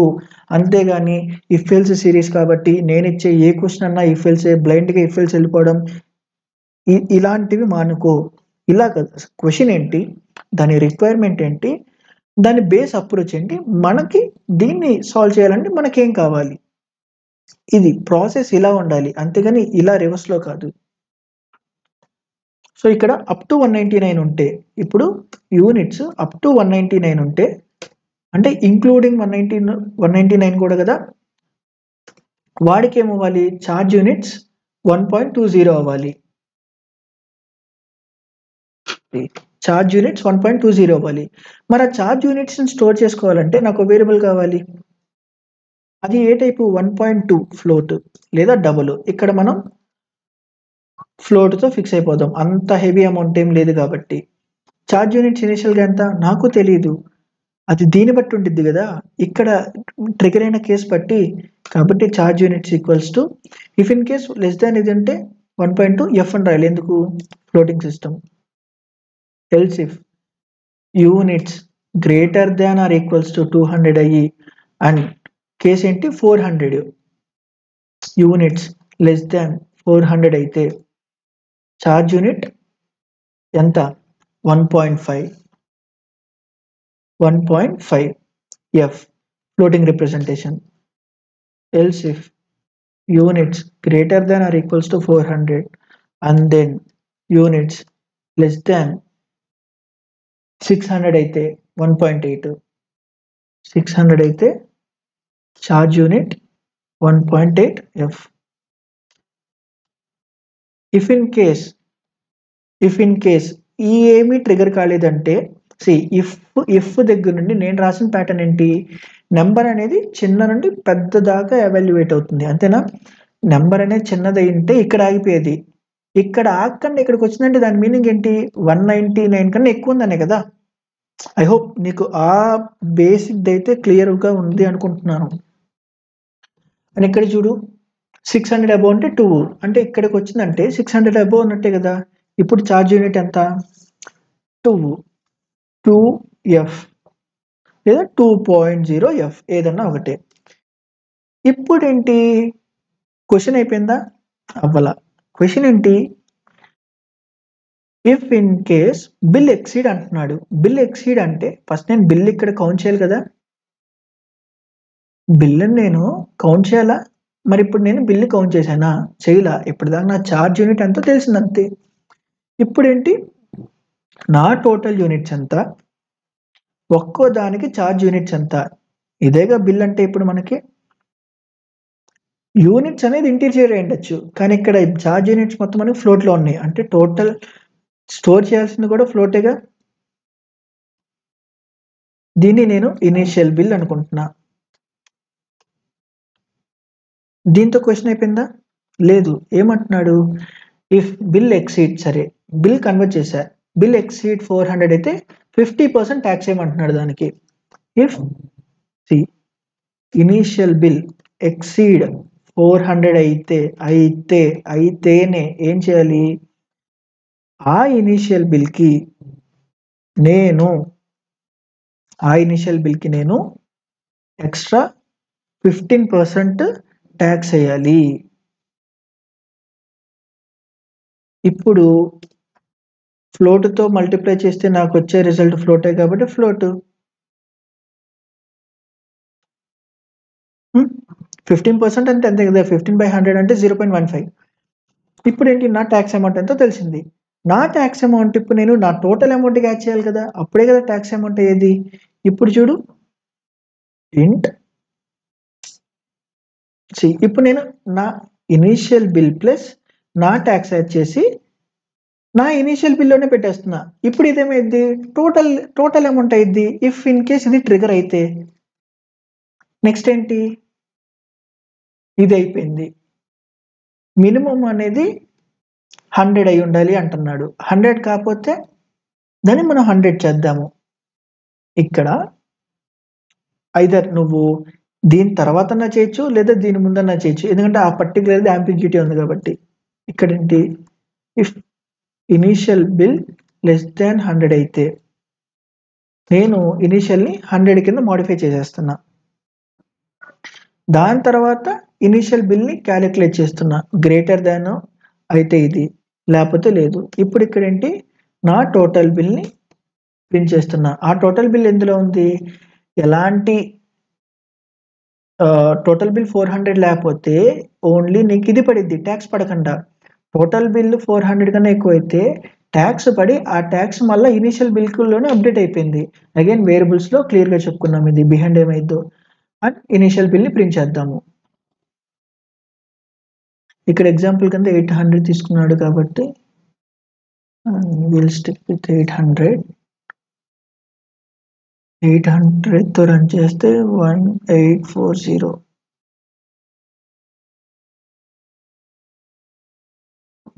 1840, అక్కడ కూడా 1840. ఇక్కడ మన ట్యాక్స్ కూడా ప్రింట్ చేద్దాము.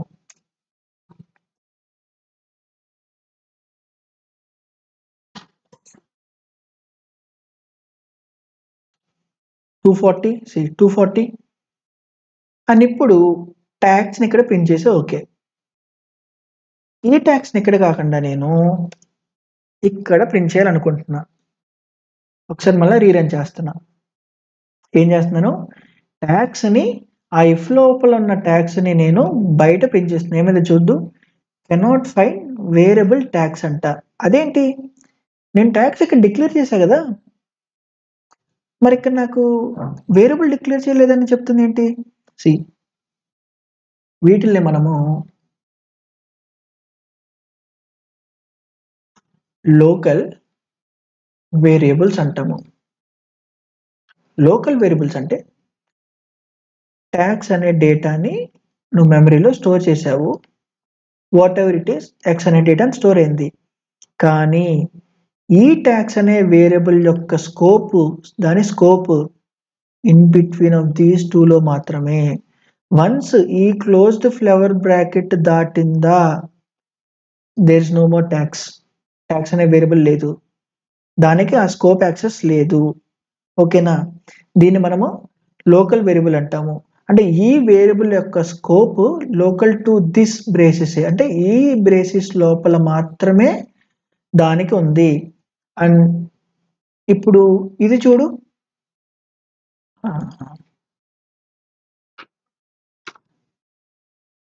ఇప్పుడు దీన్ని నేను ట్యాక్స్ అనే దాన్ని కట్ చేసి ఆ ఇఫ్ బయట క్రియేట్ చేస్తున్నా. ఇఫ్ బయట క్రియేట్ చేసి ఆ ట్యాక్స్లో ఉన్న డేటా పెట్టాను. ఇప్పుడు నేను మళ్ళీ రీరన్ చేస్తాను.